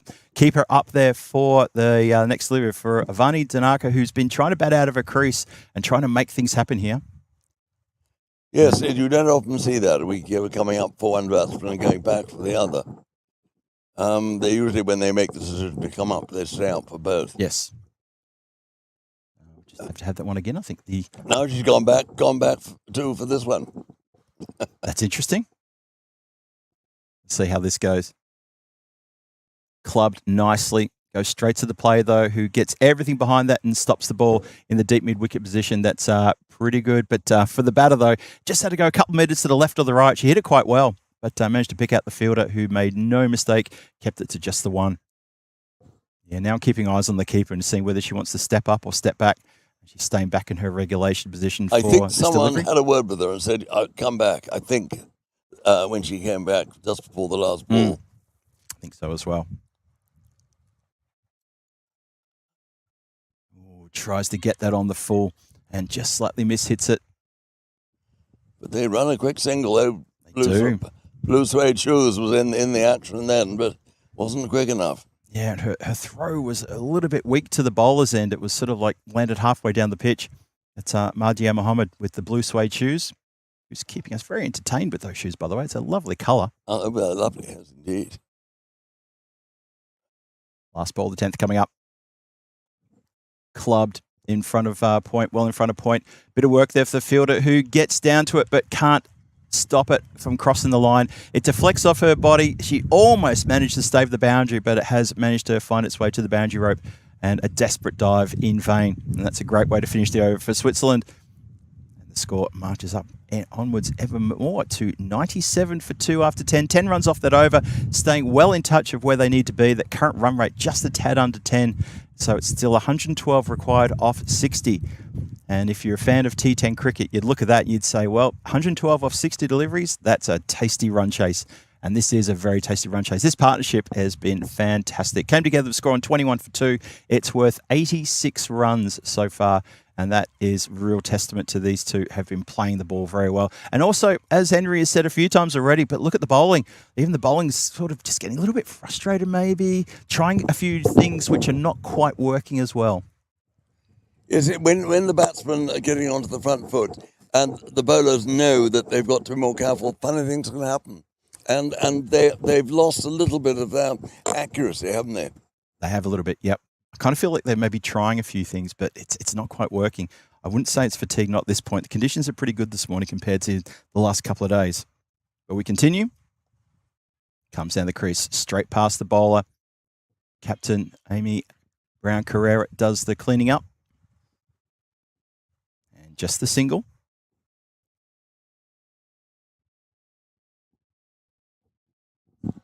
For Saeed, who was very good with the ball yesterday, picked up 4 for 24 against Brazil.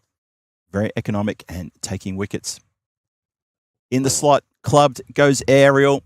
One bounce, fielded cleanly by deep mid-wicket with a good throw back into the bowler as well. Just the single. It was a good shot. Picked up nicely, wasn't it? It was. But just one run. Unfortunately, hit it straight to the player, the lone fielder out there. And quite lucky he didn't carry it to the fielder for a catch, actually. That's so true. I Nicely stopped there, just at point. Put the hand out and just managed to knock the ball down. She did have protection behind her. The boundary rider was getting around to look after anything that gets through there, but good work there on the infield. So the 100 up as well, 100 for 2. We are halfway through the 11th. Exciting run chase coming your way here on the European Cricket Network. Big shout out to our friends at Cricket Switzerland for putting on today's game and for the whole week as well. Great host looking after us here. Yes, they've done a great job, Cricket Switzerland. They really have. Their first venture into this market, and it's gone very well indeed. Well done them. I agree with that, and wonderful to be a part of it as well. And that is a bit of a loose delivery. It's a full toss, and it gets the treatment hooked around the corner, hooked, pulled, however you want to call it. She's manufactured a boundary there on a delivery that really deserved to get to the treatment, and it got it, every little bit of it, for 4 runs. Yes, that was just put away with great emphasis, wasn't it? Oh, yeah. Yep. I mean, it's a full toss on the pads. It's coming down around about knee height. Yep, and straight into position is Danuka, and she hits it to a vacant part of the ground too. So just that everything wrong with that delivery from Saeed. Umpire's inspecting the ball as well, making sure it's still in a relatively spherical form. And he says it is indeed. You can continue now. Oh, now the batter's got I think a glove. No, what she found? Handing something to the umpire. Not sure what it is. Stone, do you think? Possibly, or it's a bit of. I think it might be a little bit of the local wildlife. Al's saying it's a ladybug. Oh my dear thing. That's very good of her to take an insect from the pitch and remove it like that. And clips this upper sleeve. In the end, an easy single. So that's a great bit of work all around from the batter there, saving the wildlife and just picking off a nice, quick, easy single. Once again, the dot balls have gone into hiding in the last couple of overs. Good signs there for Switzerland. Continued good signs. Good ball, good delivery. Tightened up everything just there. Got the batter sort of slightly cramped, but couldn't stop Rajan getting a single on the offside. And finishes with another single there. So 106 for 2, 9 off the over. So yet again, they're getting around 9s and 10s every over, so staying well in touch of what's required. Oh yes, it's very much a contest, this, isn't it? Very in good. fact, it's the best cricket that Switzerland have had in the week, isn't it? I would agree with that. At the moment. I mean, they are within distance of winning the first match, which you could never have said in any other game. That's so true. Absolutely true, yes. These two just having a bit of a chat. And it would be wonderful if the week ended, even if it wasn't in the within the main competition, with a cricket Switzerland victory. It would be very good for the contest and be so good. Such a reward as well for all the work being put in by people like Andrew Ryan and all the coaching and support staff for this team. So while the two batters is having a bit of a chat mid-pitch and the umpires were having a chat as well, someone's coming on with water sent away. No, not yet. Seeing what's going on here. We're just pausing for a second here.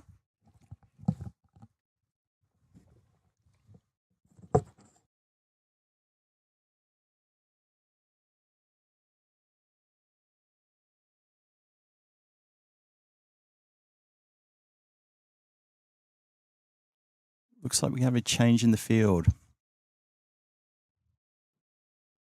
Yeah, I suspect there's a change in the field. That's what they're asking for. I think that's what Amy Brown-Carrera, who's talking with the umpires, the captain up there, just walking just off camera there. She was asking the umpires if they could have a change with the fielder, with a substitute coming on, the 12th coming on, and another player going off for a spell. The fielding captain is now under a bit of pressure for the first time. Yes. And she could now be beginning perhaps to make unwise decisions. Who knows?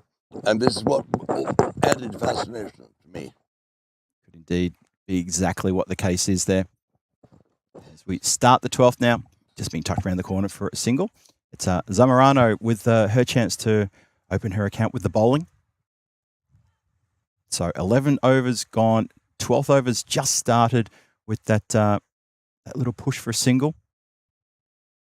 Current run rate required is at 11.5. Switzerland bearing down on this required total. Desperate dive home is successful. Very good. It was a very dangerous single to take as well. Went straight to the player who's not that far away from the bat, and it's not a bad throw. Have a look at that. Keeper is right next to the stumps, but the desperate dive was very well timed. Every little bit counts. Yes, it was a calculated risk, wasn't it? And the fielder perhaps didn't have the strongest of throws, which was fortunate for the batsman. Yep. And Raja, we've seen her sliding across the ground when it comes to saving boundaries herself in the field. Had no problem sliding her bat home and her entire body home to make sure she was going to get home for that single. Well done.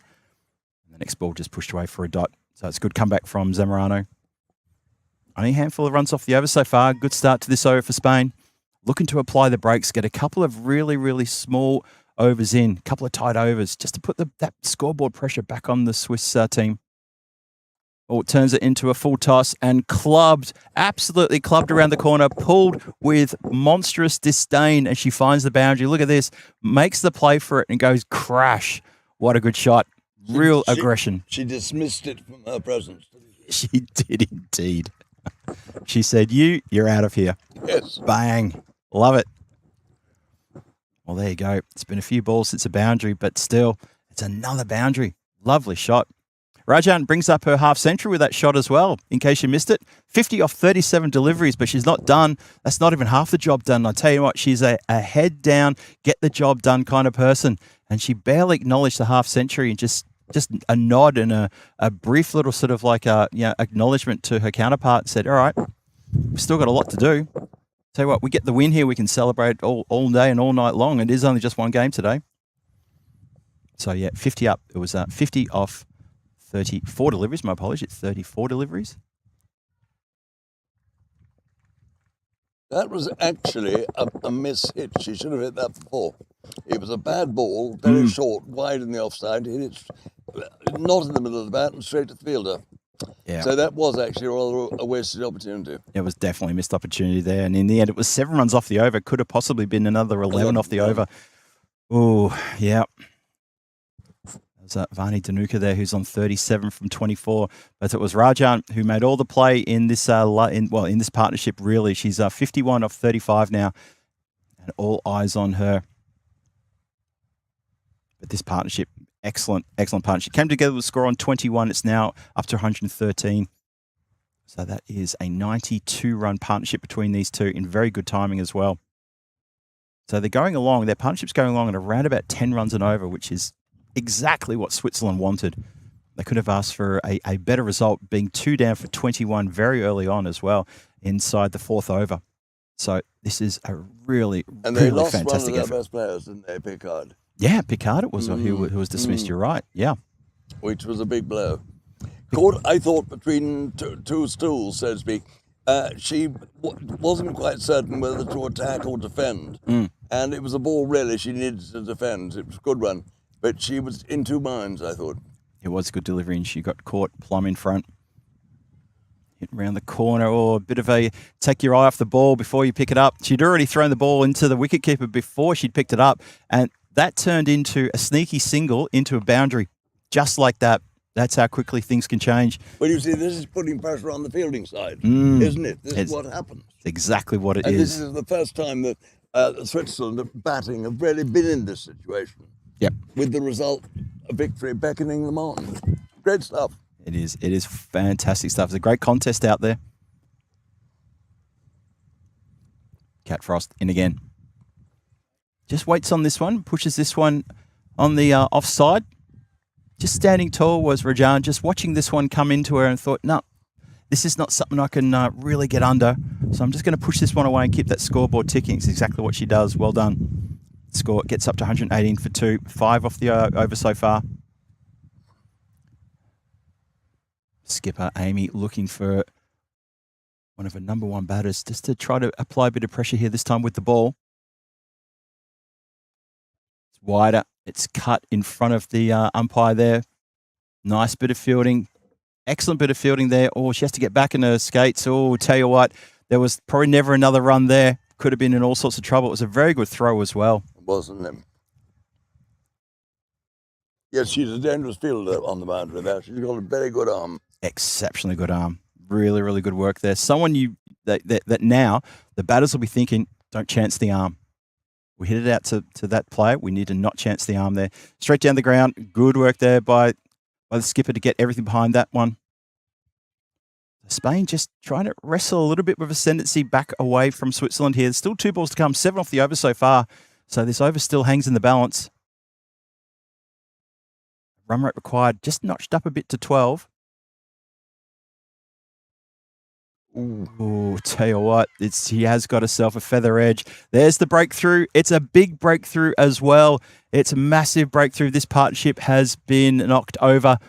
And that is a victory there for Cat Frost as she picks up the wicket. Caught behind, nicely taken as well. The partnership ends up finishing on 99 runs, and it's 99 runs scored in less than 10 overs. So it was a very vital partnership. Switzerland can feel very good about that partnership. Look, as much as they would wish it was still going on, it finishes. But look, they have really set things up very nicely for the Swiss middle order here. And it was actually a shock. that perhaps didn't need to have been played. It was a wild one, wasn't it? A wild swing. And you suddenly, as you said, they got up 12 and over. The scoreboard pressure was just coming back onto Switzerland, wasn't it? Yep. And I think that was a bad bit of judgment by the batsman to play that sort of stroke then. I think she should have played the over out.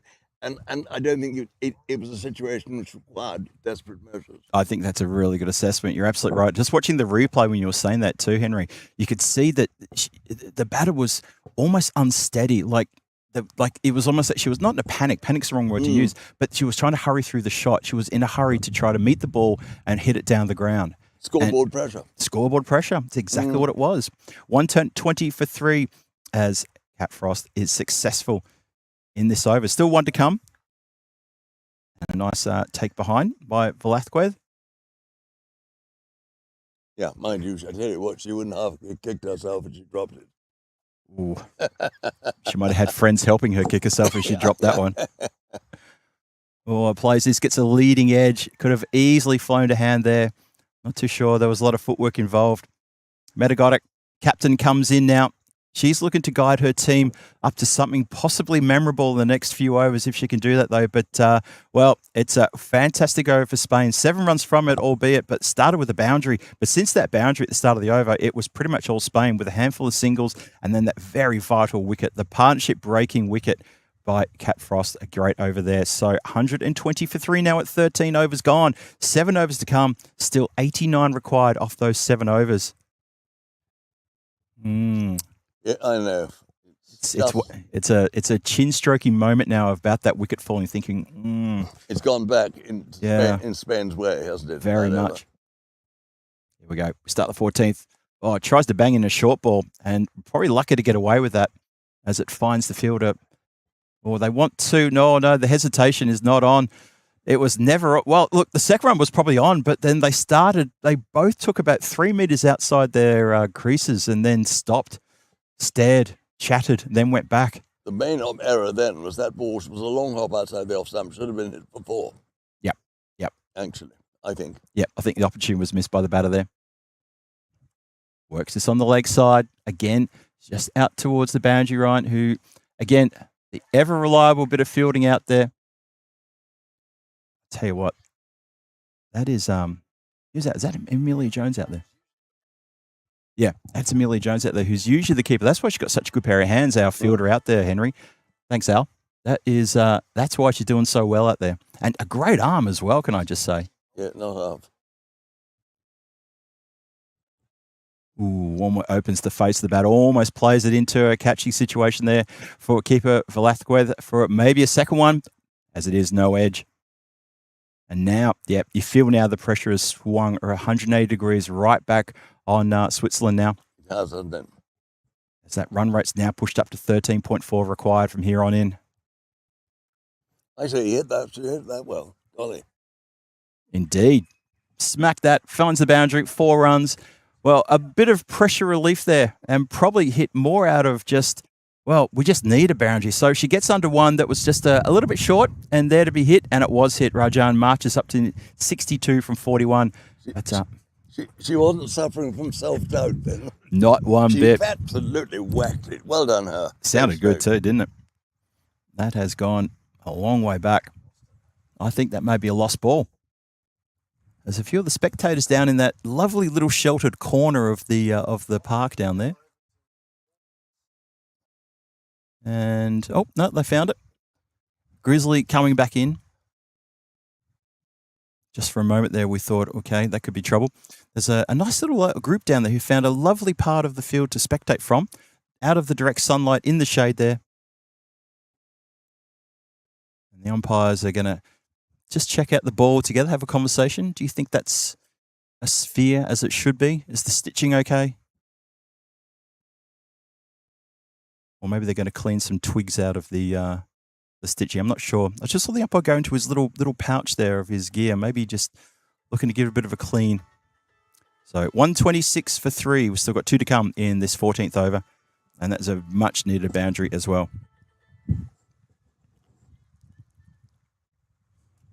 So let's see if that can inject a little bit more into the veins of the Swiss batters here with that boundary. Just opens the face. Oh, tell you what, Rajan changed her mind, but her batting partner hadn't changed her mind and just kept coming. Metagotta was always going to get through for that one. She had to call Rajan a few times to say, go, go, go. Don't ball watch. I'm running towards the danger and you go. Sometimes you just got to put your faith in your batting partner. If they say go, go. Last ball of the over. Tries to bang it in short and clipped uppishly. It's going to find the boundary rider, though, for just a single. So Spain getting on top here in these latter overs. 128 for 3 now, still 81 required of 36. You sort of feel, unless they can find a big over. You want another 23 over like we had early on. Exactly what you need right now. Switzerland need another big over like that as drinks come onto the ground and the players take a well-earned, deserved refreshment break here at the pause of 14 overs gone, 128 for 3 on the board. And yeah, Henry, you're absolutely right. It's exactly what I was thinking. I was thinking, look, another over of that 23, and it just brings things back. But right now, 81 off 36, that's a big ask, a really big ask in anyone's language. It's got to be fours, boundaries, 4s and 6s. I mean, at this point. And what Spain have got to do is protect the boundary. I mean, that's the most important part. They won't worry about the ones and twos. So true. Yep. And their bowlers have to make sure that they stay focused. Yes. Don't give up these long hops. Not try to put the ball in short. The beam balls, they probably happen more by accident than anything else, but they just need to be sure that they keep discipline for another 6 overs. That's all it is, another 6 overs. And the game could be taken away with a tight 3 overs. Yep. The game itself could be completely taken away. But as it is, the door's not completely shut yet. It's still open for Switzerland if they can dig deep and find a couple of big overs here. They don't have to win every over. Tina said it beautifully yesterday. You don't have to win every over. You just got to win more overs than you lose when you break it down like that. And if you can do that, you'll end up walking off feeling very good about yourself. You will. That's absolutely right. She got it in one, didn't she? Did indeed. Rajan, 63 from 42 with 8 boundaries and a big 6 as well. Big Maximo there. Is Tina watching cricket today or is she somewhere else? She's made her way over to Portugal today. Portugal. Yes, oh gosh. she's commentating in the domestic competition there on Saturday and Sunday. And, terrific. And she was messaging me earlier this morning, and I know she made it there safely. She had a 6:40 flight this morning. Golly. So wherever she's right now, she's probably relaxing somewhere on a couch or in a cot somewhere, just recovering. Yeah, she's removed herself from a 37, 38 degree Switzerland to a 32, 33 degree Lisbon. So, Tina, if you're lurking, if you're watching, thanks very much for all the heavy lifting you did during the week. This one's been elevated, but doesn't really get any distance on that one. It falls to where maybe a regulation mid-on could have caught the ball, but long on just comes in and fields it, just the single. Kat Frost back on to continue the attack. She bowled a terrific over earlier, 1 for 7 from that over she bowled previously. And again, her captain just looking to her just to maybe put the brakes on again here and apply some big pressure to these batters. Looking for a full delivery here that's just punched down the ground and well fielded, well stopped. Very well stopped indeed. And they have to scamper through for 2. That's excellent work on the boundary rep there. That ball went a lot faster than I think we realised. And fielder running around there has done very well. I think it's that Chakapali down there who's done a great job. Rajan, a lot on her shoulders here. She just a little bit of lack of footwork and has to lean for that full delivery. And I think that may have just cannoned off the pads. Just going to watch the umpire here. Does indeed indicate it as leg buys. So 132 for 3 now, halfway through the 15th. 77 off 33 required. Still, like I said before, that door not quite been fully shut yet. A full ball. Just misses out on that one and tickles it down towards the mid-wicket for 1. No chance for a second one there. Clever bowling, though, by Frost. Really clever bowling. Keeping it full at the stumps. Not really giving the opportunity for these players to get under it. Nothing short. Exactly what we said at the start of the over as well. Just the bowlers from Spain need to keep it nothing short and just bowl out these required 5 overs. Oh, that was a half volley. That's clubbed. And that's a tough one for Amelia to get to. She makes such a brave effort to knock that one back and cannot quite get fingertips on it. Really brave effort, that one. But you know what? That was in the slot by Kat. She just missed her length on that one, only by a little bit, but capitalised and crunched through the covers for 4. Yes, good shot. And actually, she hit it so well, I don't think that fielder was ever going to get that.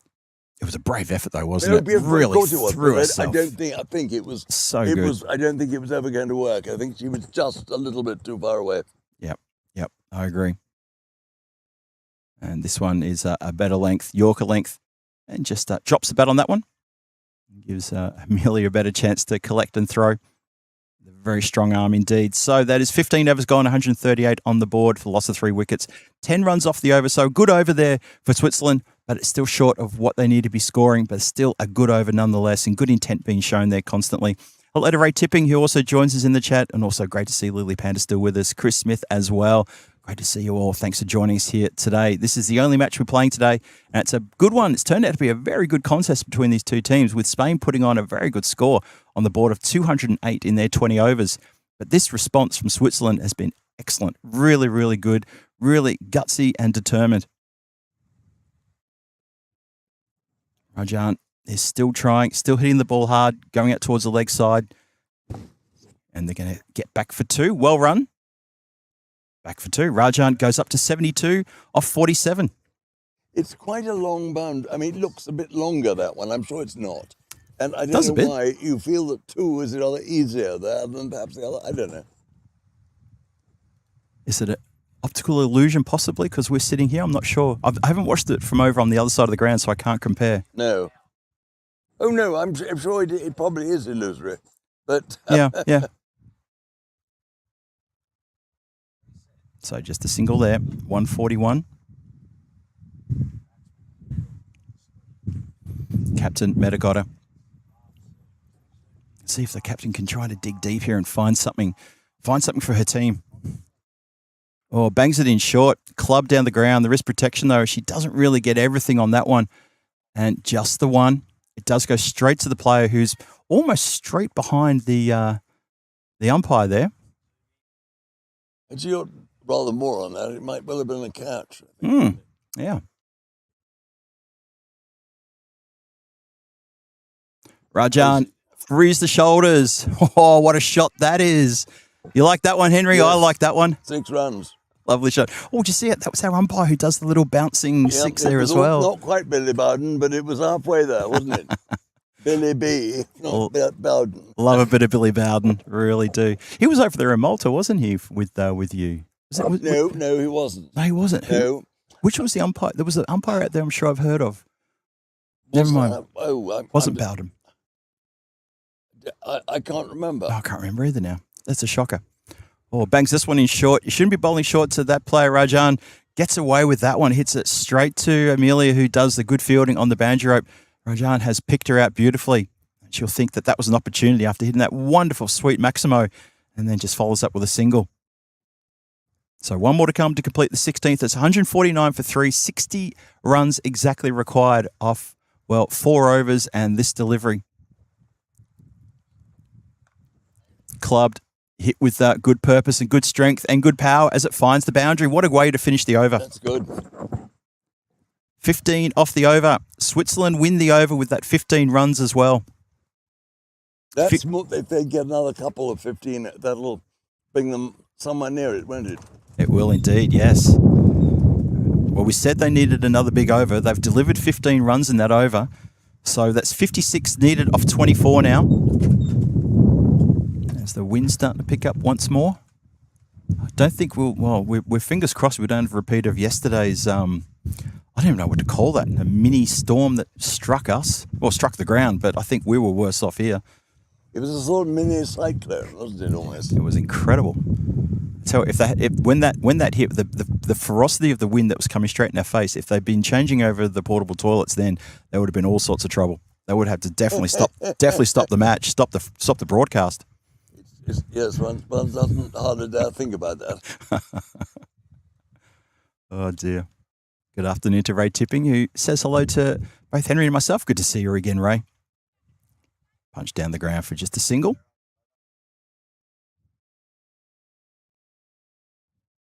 So singles okay, but boundaries required. At the moment, need to find at least 2 boundaries every over to stay in touch, just to stay within touching distance here. But this is a very good run chase posted here by Switzerland. 154 for 3. Still the best part of 4 overs to go. As this has been hit through the infield. They're going to turn and come back for another one here. Boundary rider has to come quite a fair way from the deep mid-wicket area to pretty much square on the leg side of field, that one. It does get through the infield, though. Square leg with her hands on her head, realising that she was responsible for giving up maybe one more run that was needed there, but just to get through for a couple. Better got it with a bit of work to do here. Rajan looking good, though, on 81 off 51. She is definitely the one they want to get on strike and try and keep on strike if you're Switzerland. Oh, intentionally clipped upwardly, but just over the top of Chakapali here. And it's just going to be the single.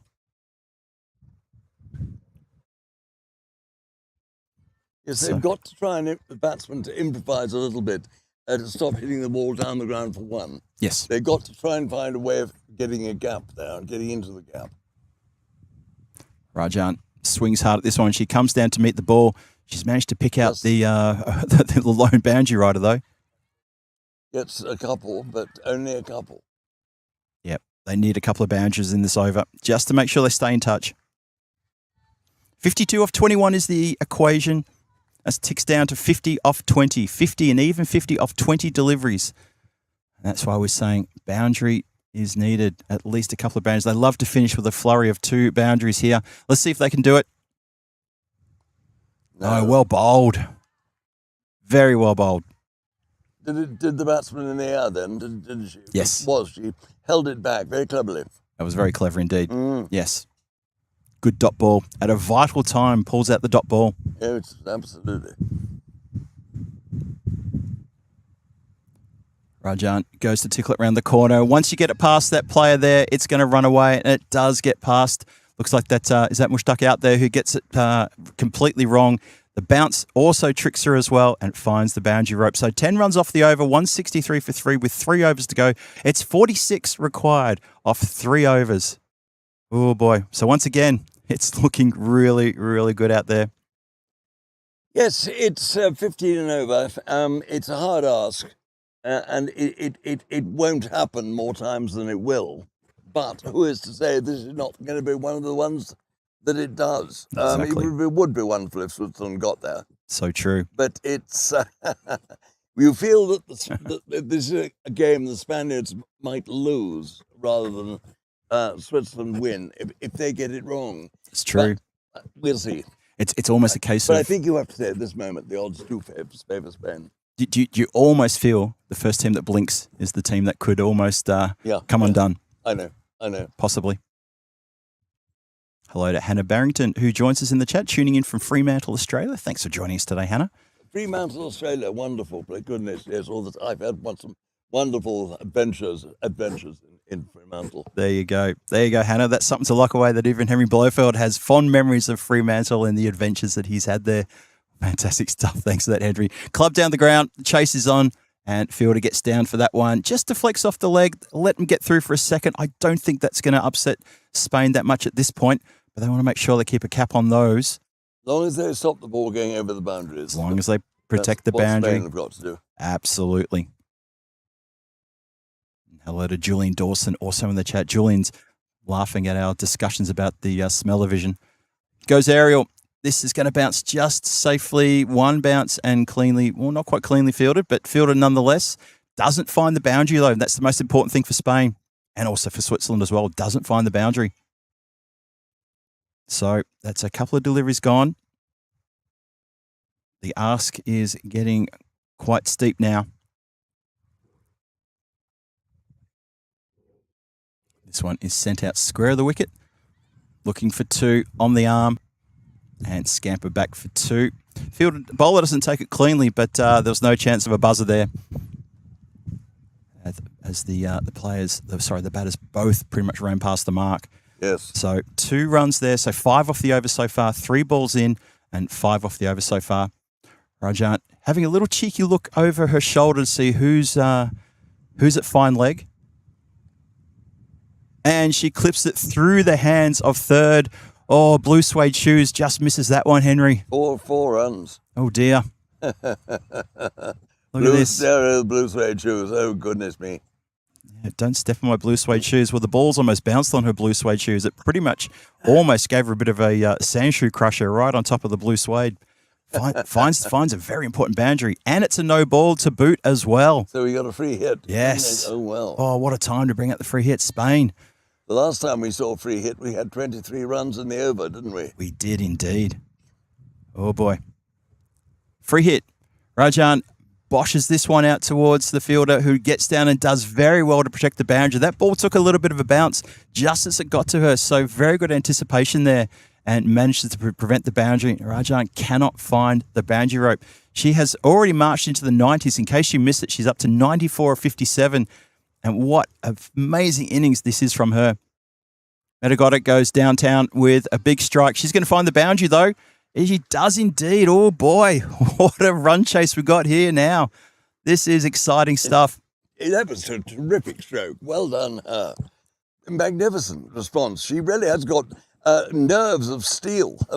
This lady, she really has. Indeed. Wonderful shot. Metagotic puts it down the ground. And in this situation, goodness me. Absolutely. That's incredible stuff. 31 required off 13. There's one ball to come. 15 off the over so far. This is another one of the big overs we talked about, Henry. It's another big over. If we get another boundary now, it'd be terrific for Switzerland. She goes for it out towards deep mid-wicket. 2 players running in there. Amelia gets it, and that's going to be run out, I think. Indeed. Well, had to go for it. Was Yes. always going to go for it. And that's the strong arm of the player down there. We've been singing her praises all day today, haven't we? But Amelia Jones with a very strong arm and very good determination. Spain, oh, I tell you what, I reckon that run out could almost be the difference now. Oh, yes. I think that, numerically it's still possible, but it doesn't matter in a way because it's been an heroic chase. They've done fantastically well. And they played cricket today. I wonder if they could have played on the first day of this tournament. Yes. I think they've probably grown up during the course of it. Definitely. This tournament, all this week. I would agree with that 100%, Henry. I think you're absolutely right there. They have grown in stature. They seem to be a lot more confident with the bat now. They were adapting during the previous innings when they were bowling. The fielding was moving around more. The captain was more responsive to what was going on with the batting and trying to make changes happen, as opposed to going off the same sort of song sheet and sticking to the plan, if you like. The batting, I think, has come ahead of the bowling and the fielding definitely. At the moment. Definitely but has. I'm sure that the bowling and fielding will catch up. Yep, that's exactly right. So, disappointment there for Meghna Rajan. She's run out on 94, so close, within touching distance of a well-deserved ton, and she's missed out, unfortunate for her. But what a sensational innings for her and for her team. And she got a very generous reception when she got back to the dugout. She did everything she could do except hit the winning runs. Well, that's gone away for 4 byes, I think. That's going to race to the boundary. A desperate dive. It's a dive in vain, I think. Oh, no, it's been saved. It's been saved. Yes. Oh. I think that's been saved. We're just waiting for confirmation there. I think it has indeed. Well, that is as desperate a dive to save a boundary as you'll see in any form of cricket anywhere in the world. That is exceptionally good. What did they get? 2 byes there? I didn't see how many they ran. I think they ran just the one. Well, they were ball watching, weren't they? They were definitely ball watching. Oh, no. Very silly of them. 29 of 11 when you need 30 runs off 12. Ball watch just missed out an opportunity there. Oh, it was a bit of a... See, this is, I'm afraid, if you're going to play those shots slog straight, you've got a much greater chance of hitting the ball. Yeah. Don't slog. Don't just go towards mid-wicket like that. 29 ended off 10. Spain looking to just try to put this game to bed now with a good tight over here. This one goes up in the air. Catching opportunity for deep mid-wicket. She backs out of the catch but protects the boundary rope and says, well, if I'd missed the catch, the bounce is a shocker off the pitch. But good backing up from Blue Suede Shoes. He does really, really well there. My apologies, Mardia. You did very well there. I'll call you out properly because you backed up superbly then. But yeah, the deep mid-wicket pulled out of the catching opportunity and said, hang on, because if I miss the catch, I might not protect the boundary. So probably in the end, a good, smart move. Swings us out to the same player out there who takes this one along the ground. And Spain looking like they're wrestling the ascendancy in this over. I think I'm afraid, they've got that. I shouldn't say I'm afraid. After all, having a house in Menorca, I'm almost Spanish, but they've done wonderfully well. But it would be nice if Switzerland had got up and won one match. It's been a fantastic run chase from Switzerland nonetheless. Struck nicely down the ground. Didn't have enough behind it, though, to really bother the fielders, as this is fielded and just going to be the one. So this over has been absolutely beautifully bowled here. I think Deepo Chakapali, take a bow. Yes. You've come on and you've bowled a nice tight over at the right time. It's only gone for 4 from the 5 deliveries bowled. Oh, brilliant. It happens at the 19th. That's the saying. It all happens in the 19th. Well, guess what? The bowler has said nothing's happening in my 19th. Look at here. Looks to finish off the over well and does finish it well. They have to scamper through, and they do scamper through for a very quick single. But singles are not going to be upsetting to anyone. It's 19 overs gone, 184 for 4. It's 25 required off the last over. And Spain, they've done enough, I feel, to bring home the win. But Switzerland, wow, what a run chase from them. And we still got an over to go. Hey, still got an over. Well, if we get a no ball and then a free hit, who knows? Indeed. All sorts of things can happen. Well, we always say it in cricket, it's not over until it's over. Wait till that last ball's bowled, and then the umpires flick the bails off and say game. Until then, still or on. Another way of putting it, wait until the fat lady sings, isn't it? That's the other saying. That is indeed the other saying. 184 for 4. And it's going to be, well, they're looking to the experience of Naomi Hillman, Bermeo, the centurion of the previous innings as well. What The experience of Spain has just held the day and won it for them, I think. I agree. But we've got to give Switzerland great credit. They've improved enormously as the weeks gone by. Yes. And they're going to leave these few days with, I think, much improved confidence. I agree. And that they can cope with cricket at this level. Yes. And after all, this is what this is all about, is learning to cope at this level. And you're constantly going to be bruised because you're going to realise that up until now, what you've got isn't quite enough.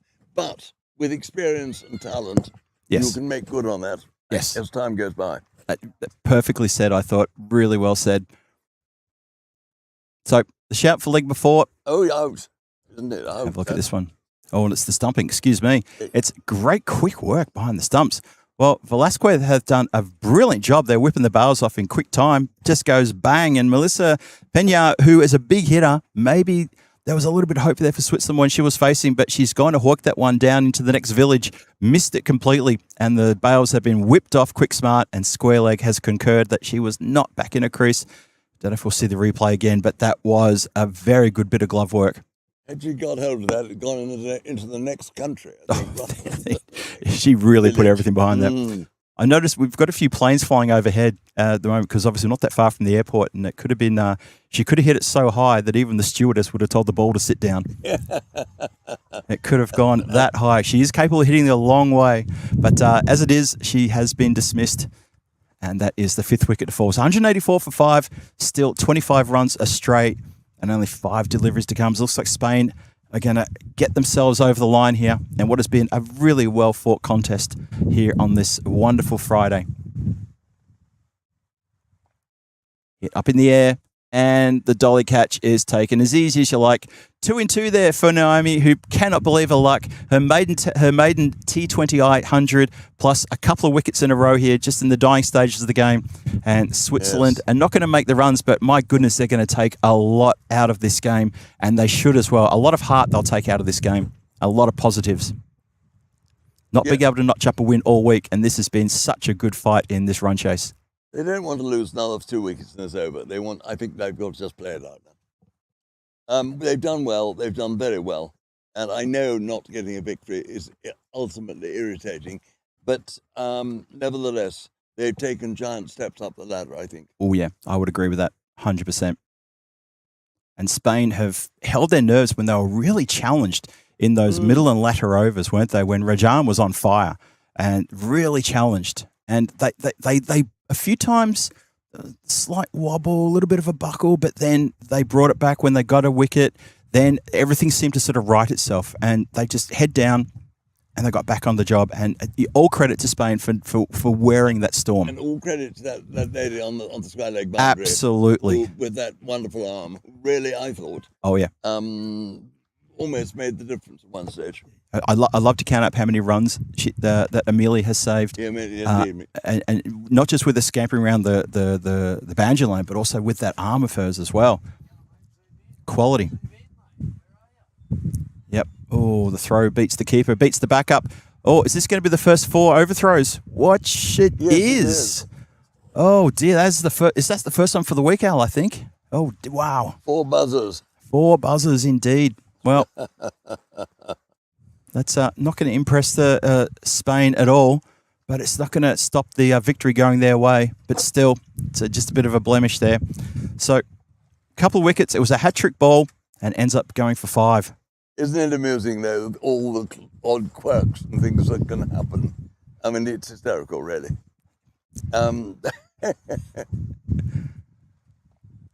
Clubbed up in the air. I thought for a second there it was almost going to be another catch to the close-in fielder, but nope. They want 2. They sort of amble for a couple here, almost in nonchalant style. Batter's down at the non-striker's end, drops the bat. And I have to just give... And I'll say it again after when we roll credits. I got to say, I think every player out here this week should deserve a huge applause from friends and family to say, well done for you for toughing it out in very, very challenging conditions. Indeed. We perhaps haven't made enough allowance for that because the conditions have been made it very hard indeed. Very tough. Yep. They're still running hard. They're still coming back for 2. In a game that is gone, and they're still running hard for 2 runs. That is such enthusiasm. I love to see that. That is We all come on wall now, haven't we? We do. Yep. We're 19.5. We've got 1 more to come, and there's 16 runs astray. They need where they need to be. 193, which is a sensational score on the board there for Switzerland. They're probably going to just getting up there 200, but also losing 2 wickets in a row at the start of this over, and then putting on 9 more runs. Yes. Last ball coming up though. Here it is, last ball, and stumps Akimbo. 3 wickets in the over to Naomi Hillman-Bermeo, who puts her hand up for player of the match with her maiden century and 3 big wickets in this over. Well done to her. She ends up with 3 for 41. Switzerland finished 20 overs on 193 for 7, chasing 209 for the win. 208 was the score. So it's a 15-run victory to Spain. And I got to say, this was a fantastic performance from both teams. Switzerland will probably take more out of this game than what Spain will, but Spain will obviously take the big win. But Henry, a thoroughly entertaining game here. Yes, it was. It was really the icing on the cake, this, wasn't it? I mean, we had the four-sided competition ended yesterday. That's right. And we had this thrown in for good measure now, and it's really produced the game of the series, hasn't it? The game of the week. It really has been. It has been. It really has. I love the way you've said that. This has been exciting. The run chase, when they were 2 for 21 inside the 4th over, inside 4 overs, I think you and I were both sort of sitting back a bit and sort of, okay, this is going to be a bit of a problem here. But that 100-odd run partnership that was made, no, it was a 99-run partnership, 99-run partnership in less than 10 overs, just turned everything around, and it just gave Switzerland this confidence. That 23-run over changed the complexion completely, and after that, that's when I wanted to bring you in, because I thought, oh, hang on a minute, hang on, have a look at this. This is going to be a tasty little run chase, and it turned out to be a very good run chase. You read that one perfectly. It was great, and I'd have to say thank you very much. I've enjoyed it hugely. Fantastic. It's been a great privilege to work with you. It's been wonderful to have you here. No, it's been wonderful to have you here next to me, just to have someone that I could just bounce a few ideas off, and you could throw a little bit of your pearls of wisdom my way as well. Well, the other thing is, I mean, I watched an awful lot of cricket, but I've not watched any of this cricket. Right. Okay. Since I retired in 2017 as a commentator because of my eyes, and all this T20, everything is new, really. It's true. Yes. And so I haven't seen it. So I am on as much on a learning curve as cricket Switzerland. Fantastic. And you're my teacher, and Spanish cricket is cricket Switzerland's teacher. I can exactly see that. Yes. Well, it's been wonderful to have you here nonetheless, and we're not going to get rid of. Well, we're not Look, we're all going to go away today because that's the only match we've got today, everybody. So just remember, this is the only game we've got today. But I'm going to be super excited to get your take on a T10 competition, which we're going to have tomorrow. So I'm looking forward. And which I've never seen. I've never seen a T10 match before. I'm so looking forward to seeing what your reaction is to T10, about just the differences that you've seen from all your years of experience watching cricket to see a brand new form of the game that you've never seen before. I can't wait to get your take on that. Be great. That's going to be tomorrow. Can't wait. Make sure you tune in tomorrow. I can't wait either. Make sure you tune in tomorrow. It's going to be fantastic. I'll be back here tomorrow with my crew, Al and Marzi. Well done to you two. And of course to Henry as well. Thank you for being with us today. And thank you to everyone also in the chat for being with us as well. Spain, well done Spain. But Switzerland, they're in a bit of a huddle having a chat with their coach. And they will be talking up what they've just achieved there. It's been marvellous. The cricket today has been good. And Henry summed it up beautifully by saying, Phil, best match of the week. I 100% agree. Best match of the week. So thank you. Thank you, everyone. Don't forget, Hornchurch is still going on. So flick over from here to Hornchurch because we're done for the day here. We're going to do the same. And we hope to see you over on the Hornchurch chat with Rico and Vinny Sandu looking after the proceedings there. Henry, final words from you? Well, many thanks. Great privilege. I've enjoyed the week enormously. I've enjoyed the commentary even more, if you see what I mean. I really have absolutely loved it. And I think Cricket Switzerland, they've taken...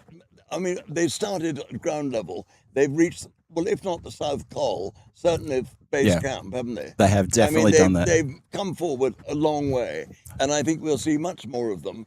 And I think this wonderful ladies' T20 competition has got a long way to go. Oh, definitely. Definitely. Great fun. Please, can I come again? Indeed. Your invitation is already in the mail. Don't you worry about that.